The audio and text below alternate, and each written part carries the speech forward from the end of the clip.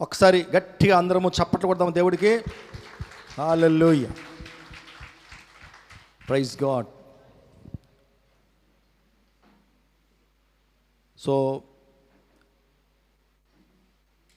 ఎంతమంది ఈరోజు ఆరాధనకి అందుకోగలిగిన వాళ్ళు, అంటే లాస్ట్ మినిట్లో దూకిన వాళ్ళని అడగట్లేదు, మామూలుగా ఈరోజు ఎంజాయ్ చేసిన ఎంతమంది అండి? Hallelujah, praise the Lord. So worship బాగుంది బాగలేకుంది అనేది ఏమండి, ఇది మన మీద ఆధారపడదు. ఆరాధన బాగుంది బాగలేంది అనేది it doesn't depend on our feelings. మనం మంచి మూడ్లో ఉంటే భలే ఉంది ఆరాధన అనుకుంటాం. మన మంచి మూడ్లో లేకపోతే ఏంది ఇంకా వీళ్ళు పాడుతూనే ఉన్నారు, ఎప్పుడు ఆపుతారనుకుంటాం. కాబట్టి ఆరాధన అనేది absolutely it depends on your relationship between you and God. దేవుడికి నీకు ఉన్న సంబంధాన్ని బట్టి, దగ్గరతనాన్ని బట్టి నువ్వు ఆరాధన ఎంజాయ్ చేస్తావు. Praise the lord. మరొక్కసారి అందరం గుర్తు చేసుకుందాము. వీలైతే ఆ వర్స్ డిస్ప్లే చేస్తారా? కొలొస్సీయుల రాసిన పత్రిక 3:16 ఒక డిస్ప్లే చేస్తాం మనం ఆరాధనలో. ఈ యొక్క వాక్యాన్ని మనము చదువుకొని ముందుకు వెళ్ళిపోదాము.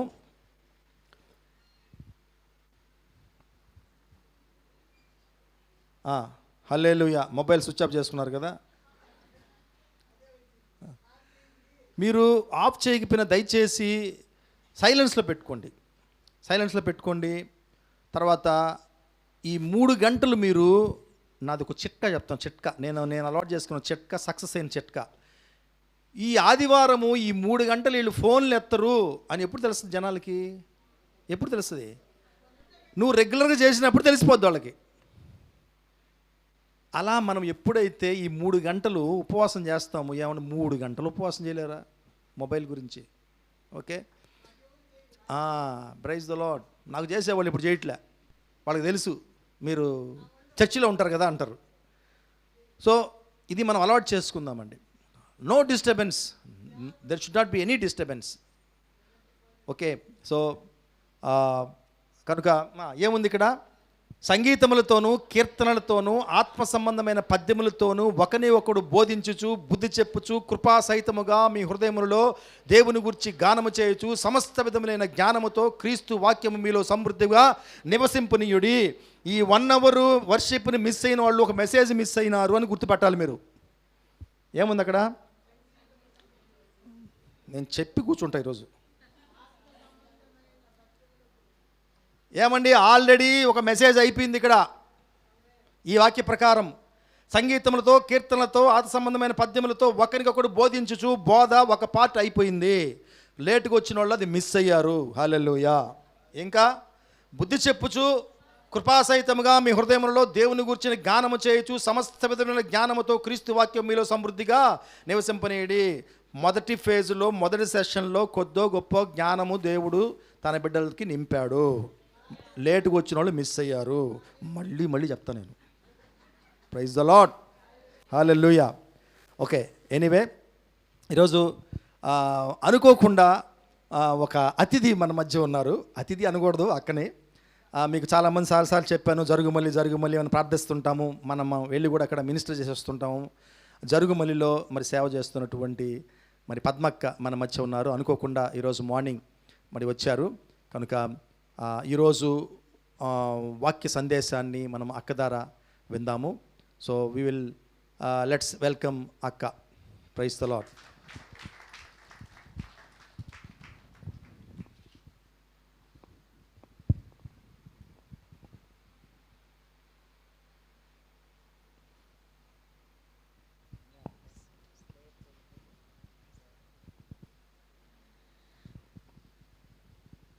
Hello, praise the Lord. దేవుడికి వందనాలు. నిజంగా మీ మధ్యలో ఉండటం నాకు చాలా సంతోషం. అసలు ఊహించలేదు. ఈరోజు పొద్దున 7 గంటల వరకు కూడా నాకు తెలియదు. ఎందుకంటే నేను గత 3 రోజులు మా సొంత తమ్ముడు వాళ్ళ కుమారుడి వివాహం మరి చెన్నైలో డెస్టినీ మ్యారేజ్ అని పార్క్ షెరటాన్ హోటల్ అన్నమాట. వాళ్ళు చాలా గ్రాండ్గా అరేంజ్ చేసుకున్నారు. కానీ 3 రోజులు అక్కడికి వెళ్ళానే కానీ మనసంతా చాలా భారంగా ఉండింది. ఎందుకంటే లోకం ఎక్కువగా కనిపించింది అక్కడ. అయినా నన్ను దేవుడే తీసుకెళ్ళాడు ప్రార్థన కోసం. చాలా మన హృదయం భారంగా ఉంది. అసలు నైటు మేము తడకొచ్చే ప్రయాణం కూడా లేదనమాట. అంటే దేవుడు కార్యాలు ఎలాగుంటాయంటే చాలా అద్భుతంగా ఉంటాయండి. కానీ ఒక్కటి మట్టుకు నేను చెప్పగలను, ఆశగల ప్రాణాన్ని ఆయన తృప్తిపరుస్తాడు. నేను ఒకసారి కూడా మరి బ్రదర్ మధు గారితో చెప్పిన, ఒకరోజు సర్ప్రైజ్గా మీకు ఎవ్వరికీ చెప్పనండి, నా ఆశ నేను వచ్చి వెనక కూర్చొని ఆరాధనలో చక్కగా నేను అంటే ఒక విశ్వాసిలాగా వచ్చి సన్నిధిలో గడపాలని ఆశ ఉంది. ఖచ్చితంగా దేవుడు ఒకరోజు నెరవేరుస్తాడని ఏదో ఊరికే అన్నాను. కానీ నిజంగా ఆశ గల అనటం అయితే ఏదో అంటే ఆశతోనే అడిగినా, కానీ అది జరుగుతుందో లేదో లేనని. నైటు మా అల్లుడు తడలో ఉన్నారనమాట. ఆయన ఫంక్షన్కి వచ్చేసి నిన్న వచ్చేసారు. మేము నైట్ అసలు వచ్చే ప్రయాణం లేదు మాకు, ఎందుకంటే మా పాపలకు వేరే ఫంక్షన్ ఒకటి ఉన్నింది. అక్కడికి వెళ్ళి వచ్చి 10 అయింది ఇంటికి. పిల్లలు ఏం చెప్పారంటే నైట్ చెన్నైలో ఉండేసి రేపు వెళ్దామమ్మ, ఈరోజు మాకు నెల్లూరులో ఒక ఫంక్షన్ ఉందన్నమాట, అదే ఈవినింగ్ డిన్నర్ అంతా మా అల్లుడు వాళ్ళు అరేంజ్ చేసుకుంటున్నారు అని చెప్పేసి అనుకుంటే, ఎందుకో మా అల్లుడు ఫోన్ చేసి, లేదు మీరు నైట్కి ఎలాగైనా వచ్చేసిండి, తడకే వచ్చేయండి, నైట్ ఇక్కడ ఉండేసి వెళ్దాం. మేము నైట్ వచ్చేతలకి 12 అయింది. సరే పడుకున్నాను. ఆశ చెన్నైలో ఉంటే పొద్దున ఎట్టయినా సరే 6 గంటల సర్వీస్, ఎందుకంటే దేవుడిని నమ్ముకున్న బిడ్డలంగా ఆదివారం ఖచ్చితంగా దేవుడి సన్నిధిలో గడపాల. మన ఆత్మ దుప్పి నీటి వాగలకు ఆశపడినట్లు మన ఆత్మ ఆశపడుతూ ఉంటుంది, ఎందుకంటే అది ఆ రోజు దేవుని ఆరాధన దినం. అలాగే నేను అనుకున్న చెన్నైలో ఉంటే అక్కడ సంఘానికి వెళ్ళాలి, 6 గంటలకు వెళ్ళిపోయి 8కి మనం ప్రయాణం అవుతామని. కానీ అనుకోకుండా ప్రయాణం మారింది. పొద్దున ఇక్కడికి వచ్చేదాకా నమ్మకం లేదు, ఎందుకంటే నెల్లూరుకి వెళ్ళిపోయే ప్రయాణం. కానీ నా ఆశ దేవుడి సన్నిధి ఎక్కడున్నా కనీసం ఈరోజు నేను దేవుడి సన్నిధిలో అడుగు పెట్టాలనే తప్పనైతే ఉంది. చూడండి, అనుకోకుండా నైట్ వచ్చినాము. 7 గంటల వరకు అంటే ఎక్కడికి వెళ్ళాలి, మందిరానికి ఎక్కడికి వెళ్ళాలని మనసు చాలా ఆవేదనగా ఉంది. ఎందుకంటే ఆల్రెడీ 3 రోజులు నేను ఉన్న ఫంక్షన్స్లో అంతా చాలా భారంగా ఉంది. దేవుని సన్నిధి నాకు అక్కడ దొరకలేదు. ఆడ చూసిన కార్యాలన్నీ చూసినప్పుడు చాలా వేదనగా ఉన్నింది.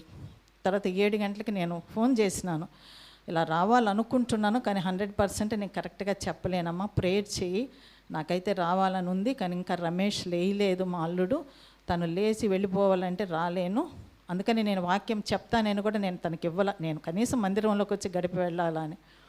తర్వాత రెడీ అయ్యి మా అల్లుడి దగ్గరికి వెళ్ళి చెప్దామని వెళ్ళేసరికి చూడండి నైట్, నాకు తెలియదు, మేము రాత్రి ఇల్లు ఉంది మాకు తడలో అపార్ట్మెంట్, కానీ అందరం ఎందుకో నైట్ ఆ హోటల్లోని రూమ్స్లో ఉండిపోయినాం. ఒక రూమ్లో మా అల్లుడు పాప ఉన్నారు, ఒక రూమ్లో నేను మా మనవడు. నైట్ 2 o'clock ఆ బాబుకి హెల్త్ బాగాలేకుండా వచ్చిందంటే వామిటింగ్స్ మోషన్స్ అంట మా అల్లుడికి.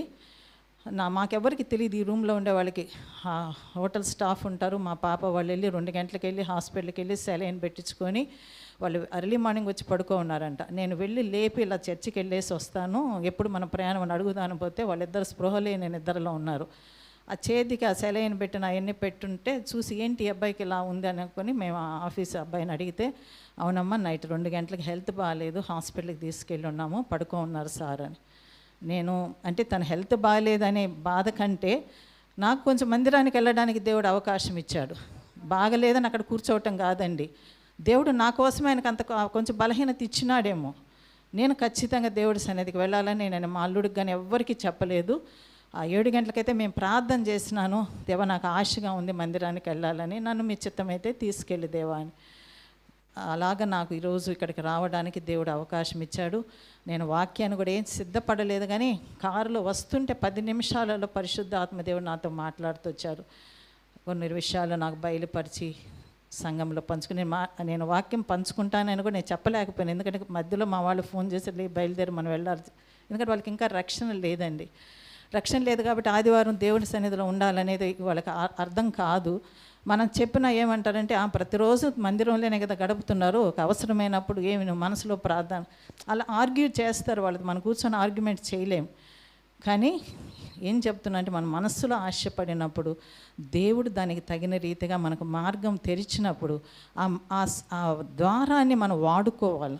ఇప్పుడు మామూలుగా అయితే అయ్యో అల్లుడికి బాగాలేదు ఉండాలా, ఆయనకి ఏమవుతుందని, అది కాదు. మన విశ్వాసము ఆయనకి ఏం కాదు, తనకు ఆ బలహీనత ఇచ్చింది. నేను ఈరోజు మందిరంలో మీ మధ్యలో గడపాలని నాకు దేవుడు తెరిచిన మార్గము, ఇది దేవుడు ఇచ్చిన మార్గం అనుకొని, అలాగ మనం ఎప్పుడు దేవుని కార్యాల గురించి ఆలోచిస్తునేటప్పుడు ఆయన నడిపిస్తూ వస్తుంటాడండి. లోకంలో ఆలోచించినప్పుడు లోకం ఆలోచనలకే వెళ్ళిపోతుంటాం. కాబట్టి ఆ విధంగా దేవుడు ఈరోజు మీ మధ్యలో నన్ను నిలబెట్టాడు. నా ఆశ నిజంగా ఆయన నెరవేర్చాడు. మరి ఆయన మాటలు ఏం మాట్లాడాలనుకుంటున్నాడో మనం ప్రార్థనాపూర్వకంగా వాక్యంలోకి వెళ్దాం. తండ్రి, కుమార, పరిశుద్ధాత్మ త్రియేక దేవా, మీకు వందనాలు, స్తోత్రాలు. నాయన, నువ్వు మంచి దేవుడివయ్యా. ఆశగల ప్రాణాన్ని నువ్వు తృప్తిపరిచే దేవుడివు. మరి ఒకరోజు అనుకున్నానయ్యా, సంఘంలో నేను వెళ్ళి ఆరాధనలో నేను గడపాలని. అటువంటి ఒక మంచి అవకాశం మీరు మాకు ఇచ్చిన అందును బట్టి వందనాలు అయ్యా. మేము అడుగు వాటన్నింటికంటే, ఊహించే వాటన్నింటికంటే అత్యధికమైన కార్యాలు చేసే దేవుడుగా నువ్వు మాకున్నారు. వందనాలు తండ్రి. ఈరోజు నాయన సంకీర్తన ఆరాధన మరి సహవాసములో నన్ను మీరు నిలబెట్టుకున్నారు. అది మీ చిత్తమైన కార్యమనే నేను నమ్ముతున్నాను. మేమైతే ఏ ఆలోచనలు, ఏ ప్రణాళికలు, ఏ ఒక ఉద్దేశాలు లేవు, కానీ నీ చిత్తమే నాయన ఈ దినం మీరు జరిగించుకుంటున్నారని, మరి సంఘముతో నాతో మీరు ఏం మాట్లాడాలని మీ చిత్తమై ఉన్నదో ఆ మెల్లని మాటలు, మెల్లని స్వరాన్ని నాయన నన్ను మీ సిలువ చాటును మరుగుపరచుకోండి. నీ మెల్లని మాటలను మాకు వినిపించండి దేవా. ఏ బిడ్డలు ఏక ఆలోచనలతో నీ సన్నిధానానికి వచ్చిన్నారు మీకు తెలుసు ప్రభా. హృదయ రహస్యాలు ఎరిగిన దేవుడు మీరు అయా. వేదనతో విరిగి నలిగిన హృదయాలతో వచ్చిన బిడ్డలను మీరు ఆదరించే దేవుడుగా ఉన్నారు.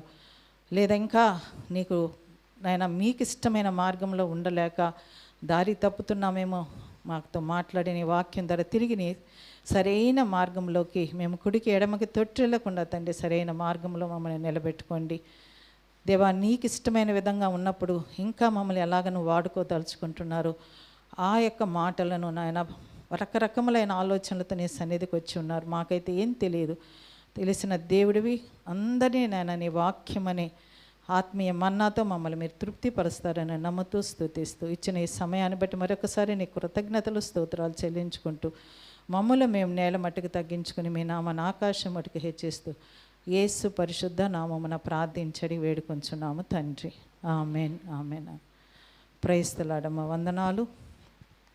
మరి కొంచెం వాక్యంలోకి మనం చూసుకుంటూ, మరి ఈరోజు దేవుడు ఎందుకు నన్ను మీ మధ్యలో నిలబెట్టారో కూడా నేను పంచుకుంటాను.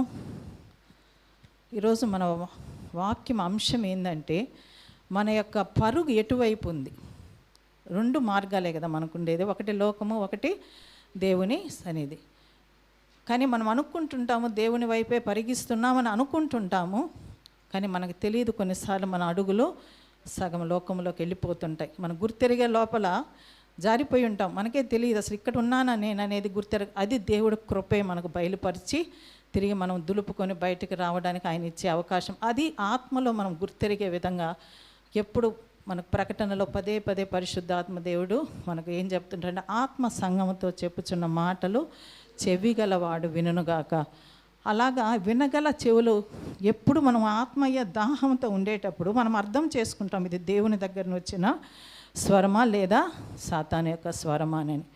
అలాగే ఈరోజు మన పరుగు ఎటువైపు ఉంది, ఒకటి దేవుడి వైపు పరిగిస్తున్నామా లేదా లోకం వైపు వెళ్తున్నామా, మన వాక్యం ద్వారానే మనం చూసుకుంటాం.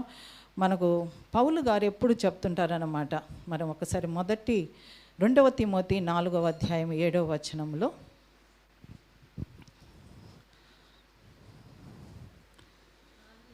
4వ అధ్యాయం 7వ వచనము, 2 తిమోతి. మంచి పోరాటం పోరాడితని, నా పరుగు కడముట్టించితని, విశ్వాసము కాపాడుకొంటిని. చాలమ్మ. ఇక్కడ ఆయన పరుగును గురించి చెప్తున్నాడు. నేను 7లో మంచి పోరాటం, మొదటగా పోరాడాను, నా పరుగు కడముట్టించినాను. ఆయన ధైర్యంగా చెప్తున్నాడండి. నా పరుగు అంటే ఆయనకి తెలుసు, నేను దేవుని కోసం నేను ఈ లోకంలో ఎన్నో శ్రమలు, మనకందరికీ తెలుసు పౌలు గారి జీవితము. ఎప్పుడూ ఆయన సగం జీవితం 30కి పైగానే చెరసాలలో గడిపిన జీవితమే ఆయనది. ఎందుకంటే సువార్త ప్రకటించడం, అందుకోసం. మరి మనం అపోస్తలులలో చదివినప్పుడు ఒక అధ్యాయం అంతా ఆయన ఎలాంటి కష్టాలు పడ్డాడు.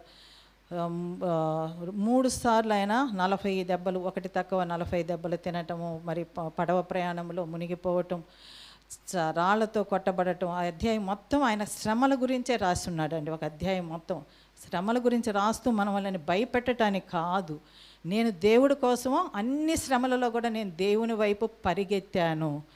ఆ అధ్యాయానికి మూలవాక్యంగా ఇక్కడ ఈ వాక్యములు ఏం చెప్తున్నారంటే, నా యొక్క మంచి పోరాటం నేను పోరాడా. నా దెబ్బలకు, నా కష్టాలకి, నా అవమానాలను చూసి నేను వెనక్కి వెళ్ళిపోలేదు, కానీ నా పరుగును కూడా కడముట్టించాను.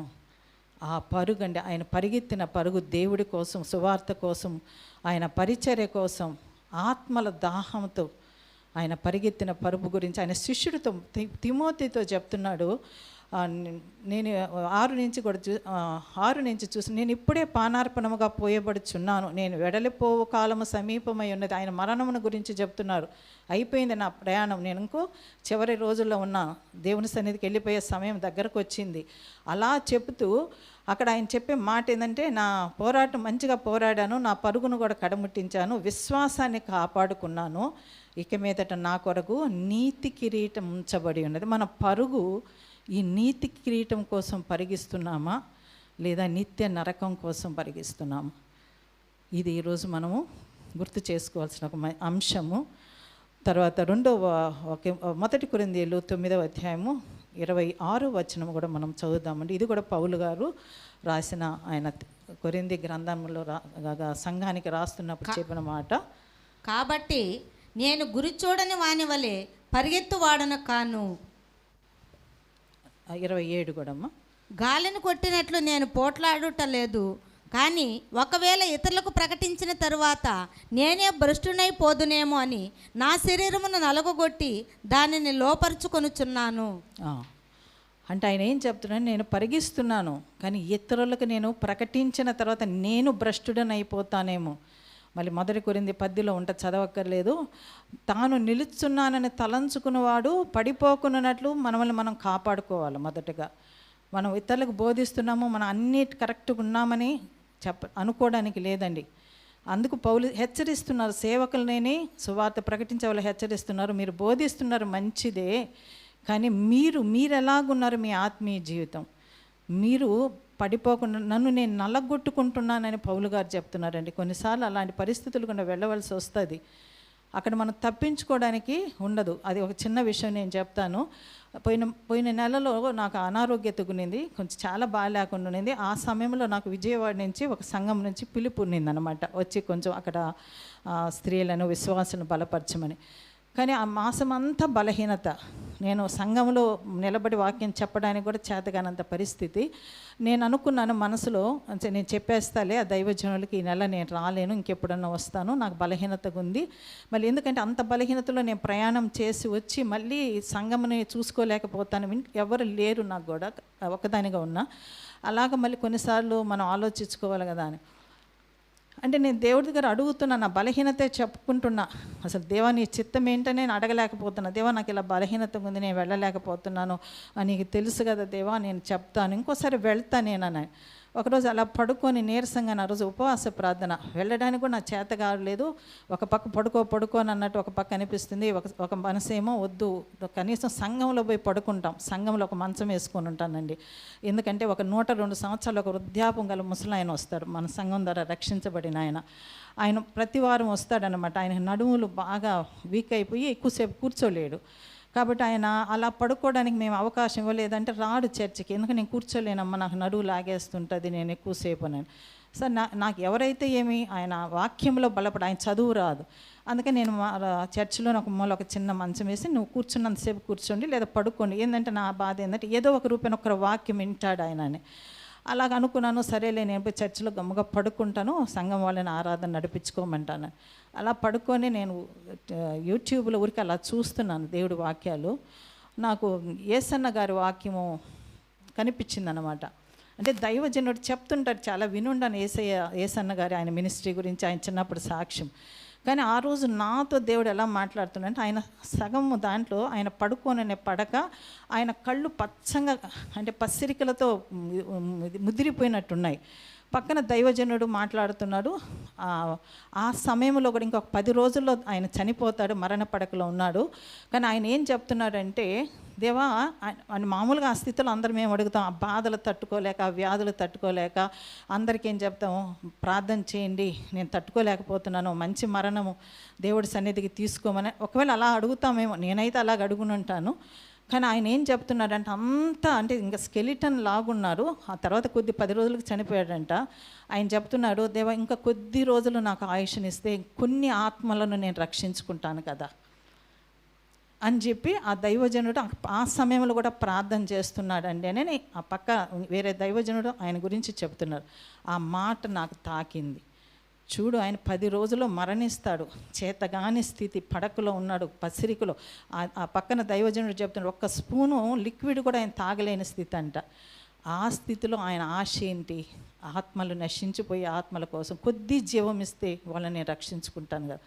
ఆ వాక్యం నాకు తాకిందండి. నీకైతే అలాంటి మరణ పడకలో లేవు కదా, బలహీనత ఉంది నీకు శరీరంలో. కానీ అక్కడ ఎందుకు పిలుచుంటారు దైవజనులు? కొంతమందిని బలపరచడానికే కదా పిలిచినారు. నువ్వు వెళ్ళాలా, నువ్వు వెళ్ళటమే నాకు ఇష్టమని. సరే, వెంటనే ఫోన్ చేసేసి చెప్పినాను, మదర్ నేను వస్తున్నానమ్మా పలానే రోజు అని చెప్పానని. ఆడికి వెళ్ళిన తర్వాత సరే 2 రోజులు నేను చెప్పినాను మా సంఘం పాస్టర్ వాళ్ళతో, నాకు చాలా బలహీనతగా ఉంది, కానీ దేవుడు వెళ్ళమంటున్నాడు, ఏమో ఒకవేళ నేను రెస్ట్ తీసుకోవాలా, దేవుడి సన్నిధిలో గడపాలని పంపుతున్నాడేమో తెలియదు, నేనైతే వస్తున్నాను, దేవుడు వెళ్ళమన్నాడు అని చెప్పి అలాగ అనుకున్నాను. అక్కడ నన్ను వాడుకుంటాడని కూడా నాకు అంత ఇది లేదు, నేను కనీసం దేవుడి సన్నిధిలో గడిపొస్తామని. అక్కడికి వెళ్ళాక నిజంగా 3 రాత్రులు అండి నేను అక్కడ గడిపితే, 3 రాత్రులు అంత బలహీనతలో, యవ్వనస్తులు అంత ఆశతో, ఆంటీ మీరు వచ్చినారు, మాతో కొంచెం మాట్లాడండి, దేవుడి వాక్యం మాకు చెప్పండి. 3 గంటల వరకు వాళ్ళు 11, మాకు మామూలు కార్యక్రమాలు అయ్యేతలకే 10-11 అయితే మళ్ళీ 12 నుంచి 3 గంటల వరకు యవ్వన బిడ్డలకు కూర్చొని వాక్యం. వాళ్ళు లీవ్ పెట్టారు, జాబ్స్ చేసేవాళ్ళు, కాలేజీకి వెళ్ళే వాళ్ళకు లీవ్ పెట్టి. అంటే మనము ఎప్పుడు మన బలహీనతలు చూస్తాం, మన చేతగాని స్థితి చూస్తాం, కానీ దేవుడు ఆ బలహీనతలో ఆయన వాడుకోవాలా, కొన్ని ఆత్మలను రక్షించుకోవాలని ఆ పరుగులో మనం ఉన్నామా లేదా? దేవుని బిడ్డలను కూడా ఒక్కోసారి తప్పుతుంటాం ఆ బలహీనతలను బట్టి. కానీ నన్ను చాలా హెచ్చరించి తీసుకెళ్ళాడండి. నాకు చాలా సంతోషంగా అనిపించింది, యవనస్తుల మధ్యలో దేవుడు వాడుకున్నాడు కదా అని. ఆ తర్వాత వచ్చేసినాను. వచ్చేటప్పటికి నాకు చాలా బలహీనత ఉన్నింది, అసలు ట్రైన్లో వామిటింగ్స్, ఎందుకంటే నిద్ర లేకుండా గడిపా. కానీ దేవుడి కృప ఇంటికి వచ్చా. ఆ తర్వాత అక్కడి నుంచి ఒక యవ్వనస్తురాలు నాకు ఫోన్ చేసి మాట్లాడింది. ఎందుకు చెప్తున్నా అంటే, దేవుడి దృష్టిలో ఒక్క ఆత్మ అయినా ఆయనకి చాలా విలువైంది. ఆ అమ్మాయి చెప్తుంది, ఆంటీ నా కోసమే మిమ్మల్ని పంపించినారు దేవుడు. అంటే తను కొన్ని కట్లనంటే తను పాపంలో లేదు, తను సంఘంలో చాలా వాడబడుతున్న బిడ్డ, యవన బిడ్డ, దైవజనులకి చాలా సపోర్టివ్గా ఉండే అమ్మాయి. అంటే సాతానుడు అలా రూట్ తప్పిస్తుంటాడు. ఇంకొక అమ్మాయిని దేవుడిలో నడిపించాలా, దేవుడిలో బలపరచాలని ఆ అమ్మాయి అంటే తన యొక్క ఊపిలో ఇరుక్కొని పోయి ఉండదు. తనకే అర్థం కాలేదు. తను ఒకరోజు కూర్చొని నాతో చెప్పింది, చాలా విషయాలు పర్సనల్గా మాట్లాడుతుంది.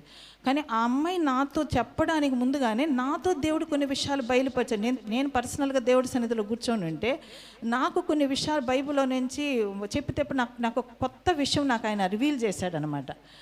ఆ తర్వాత ఒక 1/2 అవర్ తర్వాత ఆ అమ్మాయి వచ్చింది. తన సమస్యలన్నీ చెప్తుండేటప్పుడు నాకు ఏదైతే దేవుడు ముందుగానే కొన్ని విషయాలు బయలుపరిచినాడో అవన్నీ నాకు ఎందుకు దేవుడు చెప్పాడంటే, ఆ అమ్మాయికి కౌన్సిలింగ్ కోసం నాతో మాట్లాడున్నాడు.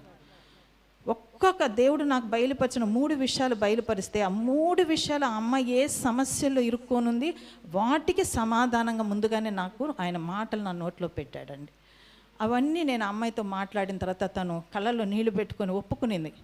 అవును ఆంటీ, నేను ఇలాగ ఇరుక్కున్నాను, నాకు తెలియలేదు, నాకు బయటికి రాలేకపోయినాను. అంటే ఆ సోలుని రక్షించుకోవాలనుకుంటున్నాను, కానీ ఇది దేవుడి చిత్తమా కాదని నేను కనిపెట్టలేకపోయాను. ఆ తర్వాత మీరు వచ్చి నాకు ప్రార్థన చేసినాక నాకు విడుదల వచ్చిందంటే నేను తెలుసుకున్నాను దేవుని యొక్క స్వరం, మళ్ళీ ఆ కనెక్ట్ అయ్యాను నేను. అంటే అదండి మన పరుగు. మన వాక్యంలో కూడా ఉంటుంది. ఒకసారి అపోస్తలులలో చూస్తాము, ఒక్క ఆత్మ కోసము ఫిలిప్పుని దేవుడు వెళ్ళమంటాడు. మనం అపోస్తల కార్యములు 28వ అధ్యాయం 26 నుంచి 39 వచనాలు. అపోస్తల కార్యములు. ప్రభు దూత, నీవు లేచి దక్షిణముగా వెళ్ళి యెరూషలేము నుండి గాజాకు పోవు అరణ్య మార్గమును కలుసుకొమ్మని ఫిలిప్పుతో చెప్పగా అతడు లేచి వెళ్ళెను. అప్పుడు ఐథియోపియలు రాణి అయిన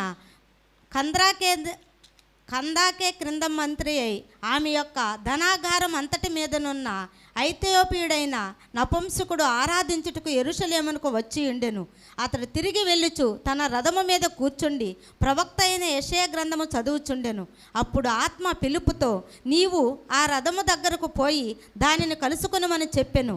ఫిలిప్పు దగ్గరకు పరిగెత్తుకుని పోయి అతడు ప్రవక్త అయిన యెషయా గ్రంథము చదువుచుండగా విని, నీవు చదువునది గ్రహించుచున్నావా అని అడుగుగా, అతడు, ఎవడైనను నాకు త్రోవ చూపుకుంటే ఎలాగూ గ్రహింపగలనని చెప్పి రథమెక్కి తనతో కూర్చుండమని ఫిలిప్పును వేడుకొనెను. అతడు లేఖమునందు చదువుచున్న భాగమేదనగా, ఆయన గొర్రెల వలె వదకు తేబడిన బొచ్చు కత్తిరించు వాని ఎదుట గొర్రెపిల్ల ఎలాగూ మౌనముగా నుండును, అలాగే ఆయన నోరు తెరువకుండెను. చదవండి అమ్మా 39 వరకు. ఆయన దీనత్వమును బట్టి ఆయనకు న్యాయ విమర్శ దొరకకపోయెను. ఆయన సంతానమును ఎవరు వివరింతురు?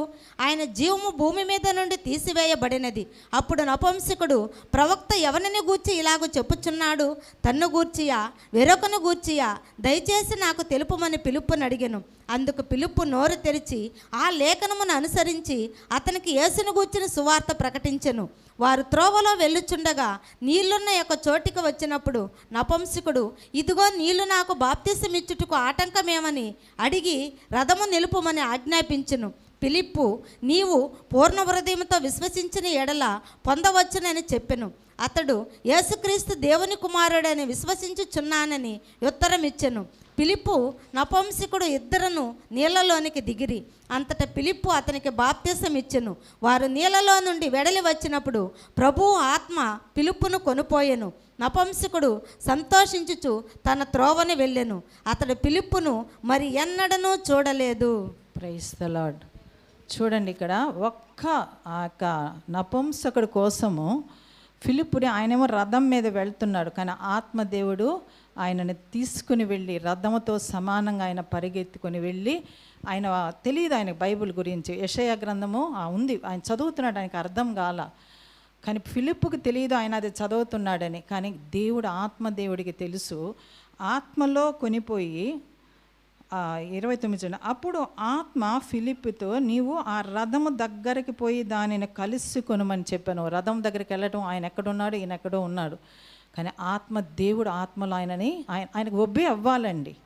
మనం ఆయన మాట వింటే ఆయన ఎట్టయినా తీసుకువెళ్తాడు. నేను ఈరోజు ఆశపడ్డాను రావాలా, కానీ నాకు అడ్డంకులు ఉన్నాయి. నేను అందుకే ధైర్యంగా కూడా చెప్పాల. ప్రార్థన చేసుకున్నాం మేమిద్దరం, నా ఆశ ఉందని ఇద్దరం కలిసి ప్రార్థన చేసి, ప్రార్థన చేయండి నాకు రావాలా. నాకు రాత్రి ఏం జరిగిందో తెలియదు, కానీ నేను ఈరోజు ఇక్కడికి రావటం నేను ఆశపడినట్టుగా దేవుడికి ఇష్టం కాబట్టి ఆయన నాకు ఒక మార్గం తెరిచినాడు. ఆయనకు ఒక చిన్న బలహీనత ఇచ్చాడు. అది మనం ఆత్మలో ఈ బలహీనత అయ్యో వచ్చేసిందని అది కాదు. నాకు తెలుసు, నేను అడిగినాను కదా దేవా, నా కోసం నేను ఈరోజు ఈ సంఘానికి వెళ్ళాలని, నేను ఆరాధించాలి. ఆ వెంటనే ఒబే అయినప్పుడు అక్కడ కొన్ని కార్యాలు ఆయన చేసుకుంటాడు. ఆ రోజు నాకు విజయవాడకి వెళ్ళేది నాకు నిజంగా ఆ రోజు ఇష్టం లేదు, బలహీనత. కానీ దేవుడు చెప్తున్నాడు, అంటే నాకు కంటికి కనిపించేటట్టుగా ఊరికే చెవిలో చెప్పుంటే వినకపోయి ఉంటానేమో. ఆ దైవజనుడిని పడక మీద చూపించి, ఆ కళ్ళు ఫోకస్ చేసి పసుపు రంగులో చూపించి, ఇలాంటి స్థితి నీకు లేదు కదా, మరి నువ్వెందుకు వెళ్ళకూడదు? వెళ్ళి వచ్చిన తర్వాత తెలిసిందండి, ఒక్క అమ్మాయి, ఒక యవ్వన బిడ్డని, సంఘానికి ఒక సపోర్టివ్గా ఉండే ఒక యవ్వన బిడ్డ జారిపోయి ఉండదని గుర్తెరగలేకపోయినాం. ఆ బిడ్డ తను చెప్తుంది, ఆంటీ నా కోసం నేను పంపించినాడు. నేను 6 నెలలుగా చాలా స్ట్రగుల్ అవుతున్నాను. ఆ రోజు ఆ ఫిలిప్పు కూడా దేవుడి మాట విని, మాట వినంగానే వెళ్తానని ఆయన ఒప్పుకోబట్టే వెళ్ళి ఆ రథం వెనక పరిగెత్తాడండి. ఈరోజు మన పరుగు ఎలా పరిగిస్తున్నాం? లోకం వైపు పరిగిస్తున్నామా, దేవుని మాట వైపు పరిగిస్తున్నామా? ఎందుకంటే సమయం కొంచెం ఉంది, రాకడ సమీపం ఉంది. కొన్ని వేల ఆత్మలు నిత్య నరకానికి వెళ్ళిపోతున్నారు. వాళ్ళకి తెలియటం లేదు ఇది దేవుని మార్గం కాదనేది. అది ఒక ఫ్యాషన్ లోకం అనుకుంటున్నారు యవ్వనస్తులు. మరి ముఖ్యంగా ఈ 3 రోజులు నేను అక్కడికి వెళ్ళి చూసి వచ్చాక నాకు చాలా, అంటే మనం అనుకోవచ్చు, నేను అది కూడా దేవుడు ఎంత చక్కటి దేవుడు అంటే, నేను అక్కడ కూర్చొని అనుకుంటున్నా, దేవా ఈ ఫంక్షన్కి వెళ్ళి ఇలాగంతా జరిగింది కదా, మీరు ఇలా చెప్పమంటున్నారు. కొంతమంది అనుకోవచ్చు కదా, అలాంటి స్థలాలకి ఎందుకు వెళ్ళాలా, వీళ్ళు వెళ్ళకూడదు కదా అని చెప్పి అని అనుకుంటారు కదా దేవా అని. అంటే ఆత్మతో నేను మాట్లాడుతుంటే దేవుడు నాకు ఇంకొక విషయం గుర్తు చేశాడు. అంటే దానికి రిలేటెడ్గా ఉండేది. నేను మర్చిపోతాను, ఏదేదో జరుగుతుంటాయి నా జీవితంలో కొన్ని సంవత్సరాలుగా. మర్చిపోయిన విషయాన్ని నేను ఎలా నిన్ను తీసుకెళ్ళాను అంటే నీకు ఈ డౌట్ కదా, ఈ డౌట్కి ఇది అంటే ఈరోజు మీ మధ్యలోకి రావటం దేవుడి చిత్తం అయ్యి ఉండదు. ఎందుకంటే నాకు టైం లేదండి, నేనేం వాక్యం ప్రిపేర్ అవ్వడానికి నాకు టైం లేదు. నేను ఏదో నా పర్సనల్ ప్రార్థన, నేను సంఘం వదిలిపెట్టి వచ్చానంటే కూడా నేను ఒక వేరే దైవజనుని అక్కడ ఏర్పాటు చేసి వచ్చా. అంటే ఎందుకు సంఘాన్ని కూడా ఈరోజు నేను వదిలి ఉన్నానంటే ఆ దేవుడి చిత్తం కొన్నిసార్లు పంపుతుంటాడు, ఆయన వెళ్ళాల్సిందే. ఆయన కార్యం కోసం మాత్రమే తీసుకెళ్తారు, మనం ఎంజాయ్మెంట్ కాదు. ఆయన కార్యం ఏదో ఉంటుంది అక్కడ, అది ఆత్మలో గ్రహించినప్పుడే వెళ్ళగలం మనం. లేకుంటే భయంగా ఉంటుంది. ఎప్పుడైతే తెలుస్తుందో భయపడం. ఎక్కడున్నా ఆయన కోసమే బతుకుతాం కదా. ఎక్కడికి వెళ్ళినా మనం సమర్పించేసుకున్నాం. బ్రతికితే నీ కోసమయ్యా, చచ్చిపోతే నీ కోసం. నువ్వు ఎక్కడికి తీసుకెళ్ళినా నీ పని కోసం నువ్వు తీసుకెళ్ళు, నీకు ఇష్టం లేని దగ్గరికి నన్ను తీసుకెళ్ళద్దు. ఆ రోజు అలాగ ఫిలిప్పు ఎప్పుడు ఆయనతో కమిట్ అయ్యి ఉంటాడు కాబట్టి వెంటనే ఆత్మలో దేవుడు చెప్పగానే అర్థం చేసుకున్నాడు, పరిగెత్తుకొని వెళ్ళాడు. ఆయనకు అర్థం కాని వాక్యాన్ని విడమర్చి చెప్పాడు దేవుడి వాక్యాన్ని. వెంటనే దేవుడి చిత్తం, ఆడ బ్యాప్టిజం జరగాలి. నీళ్లు చూడండి, వెళ్తా ఉంటే నీళ్ళని చూపిస్తున్నాడు. వెంటనే ఫిలిప్కి అర్థమైంది, వాక్యము ఎప్పుడైతే విన్నాడో ఇంకా నేను దేవుడికి సమర్పించుకోవాలని అనుకుని ఎప్పుడైతే ఆయన మనసులో ఆలోచనకు వచ్చిందో వెంటనే ఆడ 35లో చూడండి, 36లో వారు త్రోవలో వెళ్ళుచుండగా నీళ్లున్న ఒక చోటికి వచ్చినప్పుడు నపుంసకుడు, ఇదిగో నీళ్లు, నాకు బ్యాప్తిస్మం ఇచ్చుటకు ఆటంకమేమని అడిగి రథము నిలుపుమని ఆజ్ఞాపించను. ఫిలిప్పును నపుంసకుడు ఇద్దరును నీళ్ళలోనికి దిగిరి. అంతటా ఫిలిప్పు అతనికి బ్యాప్తిస్మం ఇచ్చను. వాళ్ళు నీళ్ళలో నుండి వెడలి వచ్చినప్పుడు ప్రభు ఆత్మ ఫిలిప్పును కొనిపోయాను. నపుంసకుడు సంతోషించుచు తన త్రోవను వెళ్ళాను. అతడు ఫిలిప్పును మరి ఎన్నడనూ చూడలేదు. ఆ రోజు ఫిలిప్పు వెళ్ళకపోతే అతనికి రక్షణ ఉండదు. కొన్నిసార్లు మనల్ని దేవుడు మనకు నచ్చని ప్రదేశాలకి కూడా తీసుకెళ్తాడండి. నా జీవితంలో అది కూడా అదే నాకు ఈరోజు ఇక్కడ కూర్చొని నాకు గుర్తు చేసినాడు. ఎందుకంటే ఈ 3 రోజులు నేను ఆ విషయం చెప్తూ నేను తర్వాత వెళ్తాను. 3 రోజులు మా సొంత తమ్ముడు వాళ్ళ కుమారుడిది వివాహము మరి మెడ్రాస్లో జరిగింది. పెద్ద 7 స్టార్ హోటల్లో. చాలా వరకు నాకు అటువంటి ఫంక్షన్స్కి వెళ్ళడం ఇష్టం ఉండదు. కానీ ఈరోజు జరుగుమల్లో మేము సంఘం కట్టుకునింది కానీ మరి ఆ స్థలం అంతా తమ్ముడు వాళ్ళది. దేవుడు వాళ్ళ ద్వారా నాకు ఇప్పించాడు. మినిస్ట్రీ జరుగుతుంది. మొన్న నా మీద గిఫ్ట్ కింద కూడా రాసి ఇచ్చేసినారు, డాక్యుమెంట్స్ ఇచ్చేసారనమాట. అంటే రిజిస్టర్ కాలేదు కానీ రిజిస్ట్రేషన్కి ఏదో కొంచెం ప్రాబ్లమ్స్ ఉన్నాయని ఆ స్టాంప్ పేపర్ మీద మా అక్కకి నేను గిఫ్ట్ కింద ఆ పొలం ఆ స్థలం అంతా ఇచ్చేసినానని. ఇంకా సరే వాళ్ళు దేవుడు అంతా వాళ్ళని వాడుకున్నాడు కదా, మరి ఇంకా వాళ్ళ బాబు పెళ్ళి వెళ్ళకపోతే బాగుండదు అన్నట్టుగా మేము థర్స్డే నుంచి చెన్నైలో ఉన్నాము. 3 రోజులు అక్కడేనమాట. అంటే నాకు తెలియదు ఏంటి, నేను చాలా వరకు ఇటువంటి ఫంక్షన్స్కి అవాయిడ్ చేస్తా, వెళ్ళను. కానీ ఇది తప్పని వివాహం కాబట్టి వెళ్ళాల్సి వచ్చింది. దగ్గర వాళ్ళు చెప్పుకోవటం నాకు తెలియదు. ఈ 3 రోజుల ఖర్చే 2 కోట్లు అంటండి ఉంటుంది. ఎందుకంటే ఆ హోటల్ రూమ్స్ మొత్తం వీళ్ళు బ్లాక్ చేసుకున్నారు. ఇంకా బయట వాళ్ళు ఎవ్వరు లేరు. ఇంకా అక్కడ ఏందో గోరింటాకు ఫంక్షన్ అని ఏందో పసుపు నీళ్ళు ఏంటంటే ఉన్నాయి. మా కాలం ఎన్ని లేవు. డబ్బు ఎక్కువ అయ్యే కొద్దీ ఫంక్షన్స్ కూడా చాలా జరుగుతున్నాయి. తర్వాత కాక్టైల్ పార్టీ, మందు పార్టీ, మరి పెళ్ళి, ఆ సముద్రం ఒడ్డున వివాహము, ఇంకా భోజనాలు, ఇంకా మనం తిన్నంత అంతా ఉంది. కానీ ఎంజాయ్ చేసేవాళ్ళు ఎంజాయ్ చేస్తున్నారు. కానీ నేను నిజమైన ఆనందం ఈరోజు ఇక్కడ కూర్చొని ఆనందించినాను. 3 రోజులు నాకు ఆనందం లేదు, భారం. ఎందుకంటే ఆ పరిస్థితులు, ఆ యవ్వనస్తులు, ఆ తాగటం, డ్యాన్సులు, మరి వాళ్ళ యొక్క డ్రెస్సింగు, వాళ్ళు అంత వేస్ట్గా, అంటే బాధ అనిపించింది. ఏడుస్తానే ప్రార్థన. ఎందుకంటే ఒక తండ్రి తన కుమార్తె చక్కగా ఉండాలా అంటే తమ్ముడోళ్ళ కట్నం ఏం తీసుకోలేదండి. తమ్ముడోళ్ళకి కూడా ఉంటుంది ఒక 60-70 కోట్లు. తమ్ముడు కొడుకు ఆ కట్నం ఏం తీసుకోలే. రెడ్డీస్లో ఎక్కువ కట్నాలు ఉంటాయి, తీసుకోలే, మాకు వద్దన్నారు వాళ్ళు. కాబట్టి వాళ్ళ నాన్న ఏందనంటే మా తమ్ముడోళ్ళ తాహతకు తగ్గట్టు గొప్పగా వివాహం చేసి చూపించాలని అలాగ 2 కోట్ల పైనే వివాహం ఖర్చు, 3 రోజులకి 2 కోట్ల రూపాయలు ఖర్చు పెట్టి చేస్తున్నారు. మంచిదే, వాళ్ళకు ఉంది డబ్బు. అంటే ఆయన ఆ కూతుర్లు, 2 కూతుర్లే, ఈ అమ్మాయి రెండో అమ్మాయి. మా తమ్ముడు వాళ్ళ కొడుకు కూడా ఇండోనేషియాలో, వాడు సంవత్సరానికి 1 కోటి రూపాయలు వాడు సంపాదిస్తున్నాడు. అన్నీ బాగానే ఉన్నాయి లోకరీతిగా, కానీ వాళ్ళకి ఆత్మలో రక్షణ లేదు. నాకేందనంటే ఒక బిడ్డ జీవితానికి ఆ తండ్రి 2 కోట్ల రూపాయలు ఎంత కష్టపడి ఉంటే 2 కోట్లు సంపాదించుంటాడు. ఊరికే మనం చెట్లలో కాయలు కాసేది కాదు కదా. ఒకవేళ ఏ బిజినెస్ ఎంత చేసినా 2 కోట్లు అంటే ఆయన సంపాదించడానికి ఒక 5-6 సంవత్సరాలు బట్టి ఉంటుందేమో. కానీ 2 రోజులలో 2 కోట్ల పైనే ఖర్చు పెట్టేశాడు. ఎందుకంటే తన బిడ్డ సంతోషంగా ఉండాలని. కానీ ఆయనకు గ్యారంటీ ఉందా ఆయన బిడ్డ సంతోషంగా ఉంటుందని?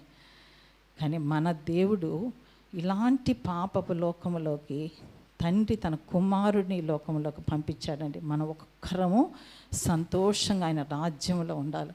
ఇది మనకు నిత్య జీవం, ఇది మనం ఖచ్చితంగా ఉంటాం.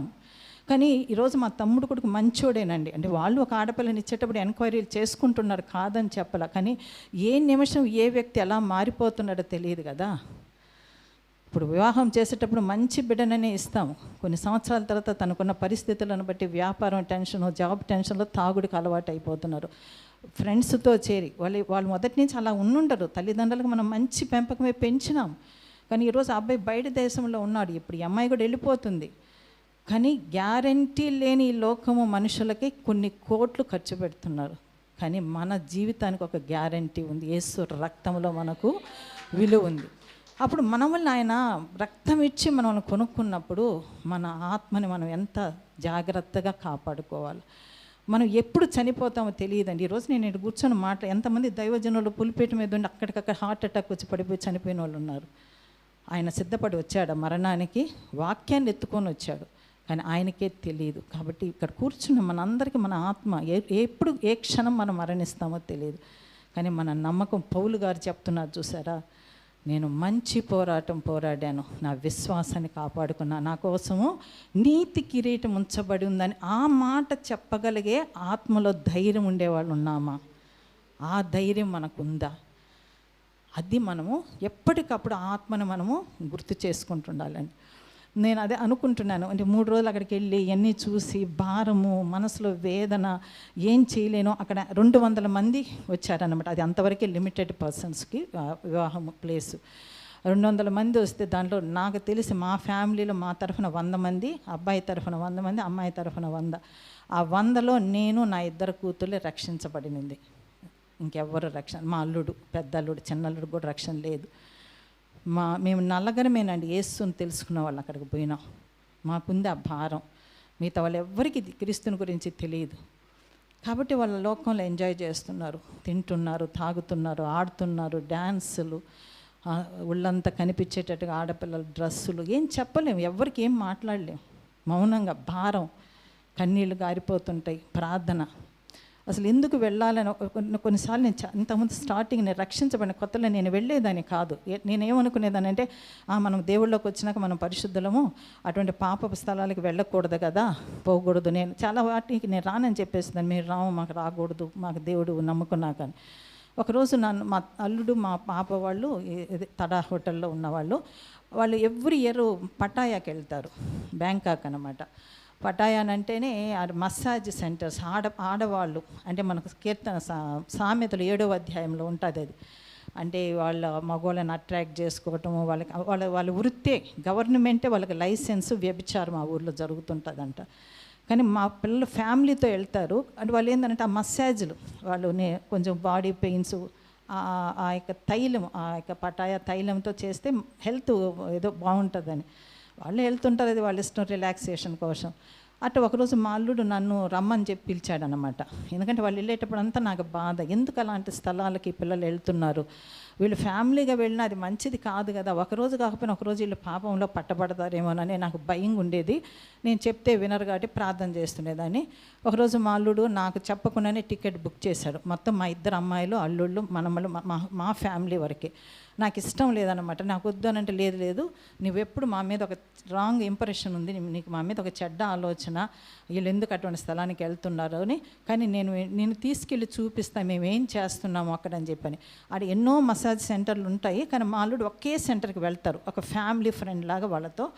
ఇంకా పిల్లల హోల్ ఫ్యామిలీ అక్కడే ఆ సెంటర్లోనే వాళ్ళు ఏదో మసాజులు చేయించుకుంటారు, వాళ్ళతో కాసేపు గడుపుతారు. మళ్ళీ ఒక ఇల్లు తీసుకుని ఒక 4-5 రోజులు ఫ్యామిలీగా ఉంటారనమాట. కాబట్టి నేను నీకు తీసుకెళ్ళి చూపించాలి అత్తమ్మ, అందుకే నేను బుక్ చేసిన, నువ్వు రావాల్సిందే. నేను ప్రార్థన చేసుకున్నాను, దేవా అంటే మా అల్లుడు కొంచెం మూర్ఖంగా మొండి వ్యక్తి, చెప్తే వినడు. కానీ నేనంటే చాలా ప్రాణంగా చూసుకుంటాడు. ఈరోజు మినిస్ట్రీ కూడా ప్రతి నెల ఆ బాబే నాకు సపోర్ట్ చేసేది. ఇంకా రక్షణ లేదు. మీ అందరికి కూడా తెలుసు, లాస్ట్ టైం నేను చెప్పినాను, తను వెంటిలేటర్ దాకా మరణ పడకలోకి వెళ్ళిపోయి కూడా దేవుడి కృపను బట్టి ఆయనకు ఆయుష్ని ఇచ్చాడు. ఈరోజు సజీవుడిగా ఉన్నాడు. దేవుడికి వందనాలు.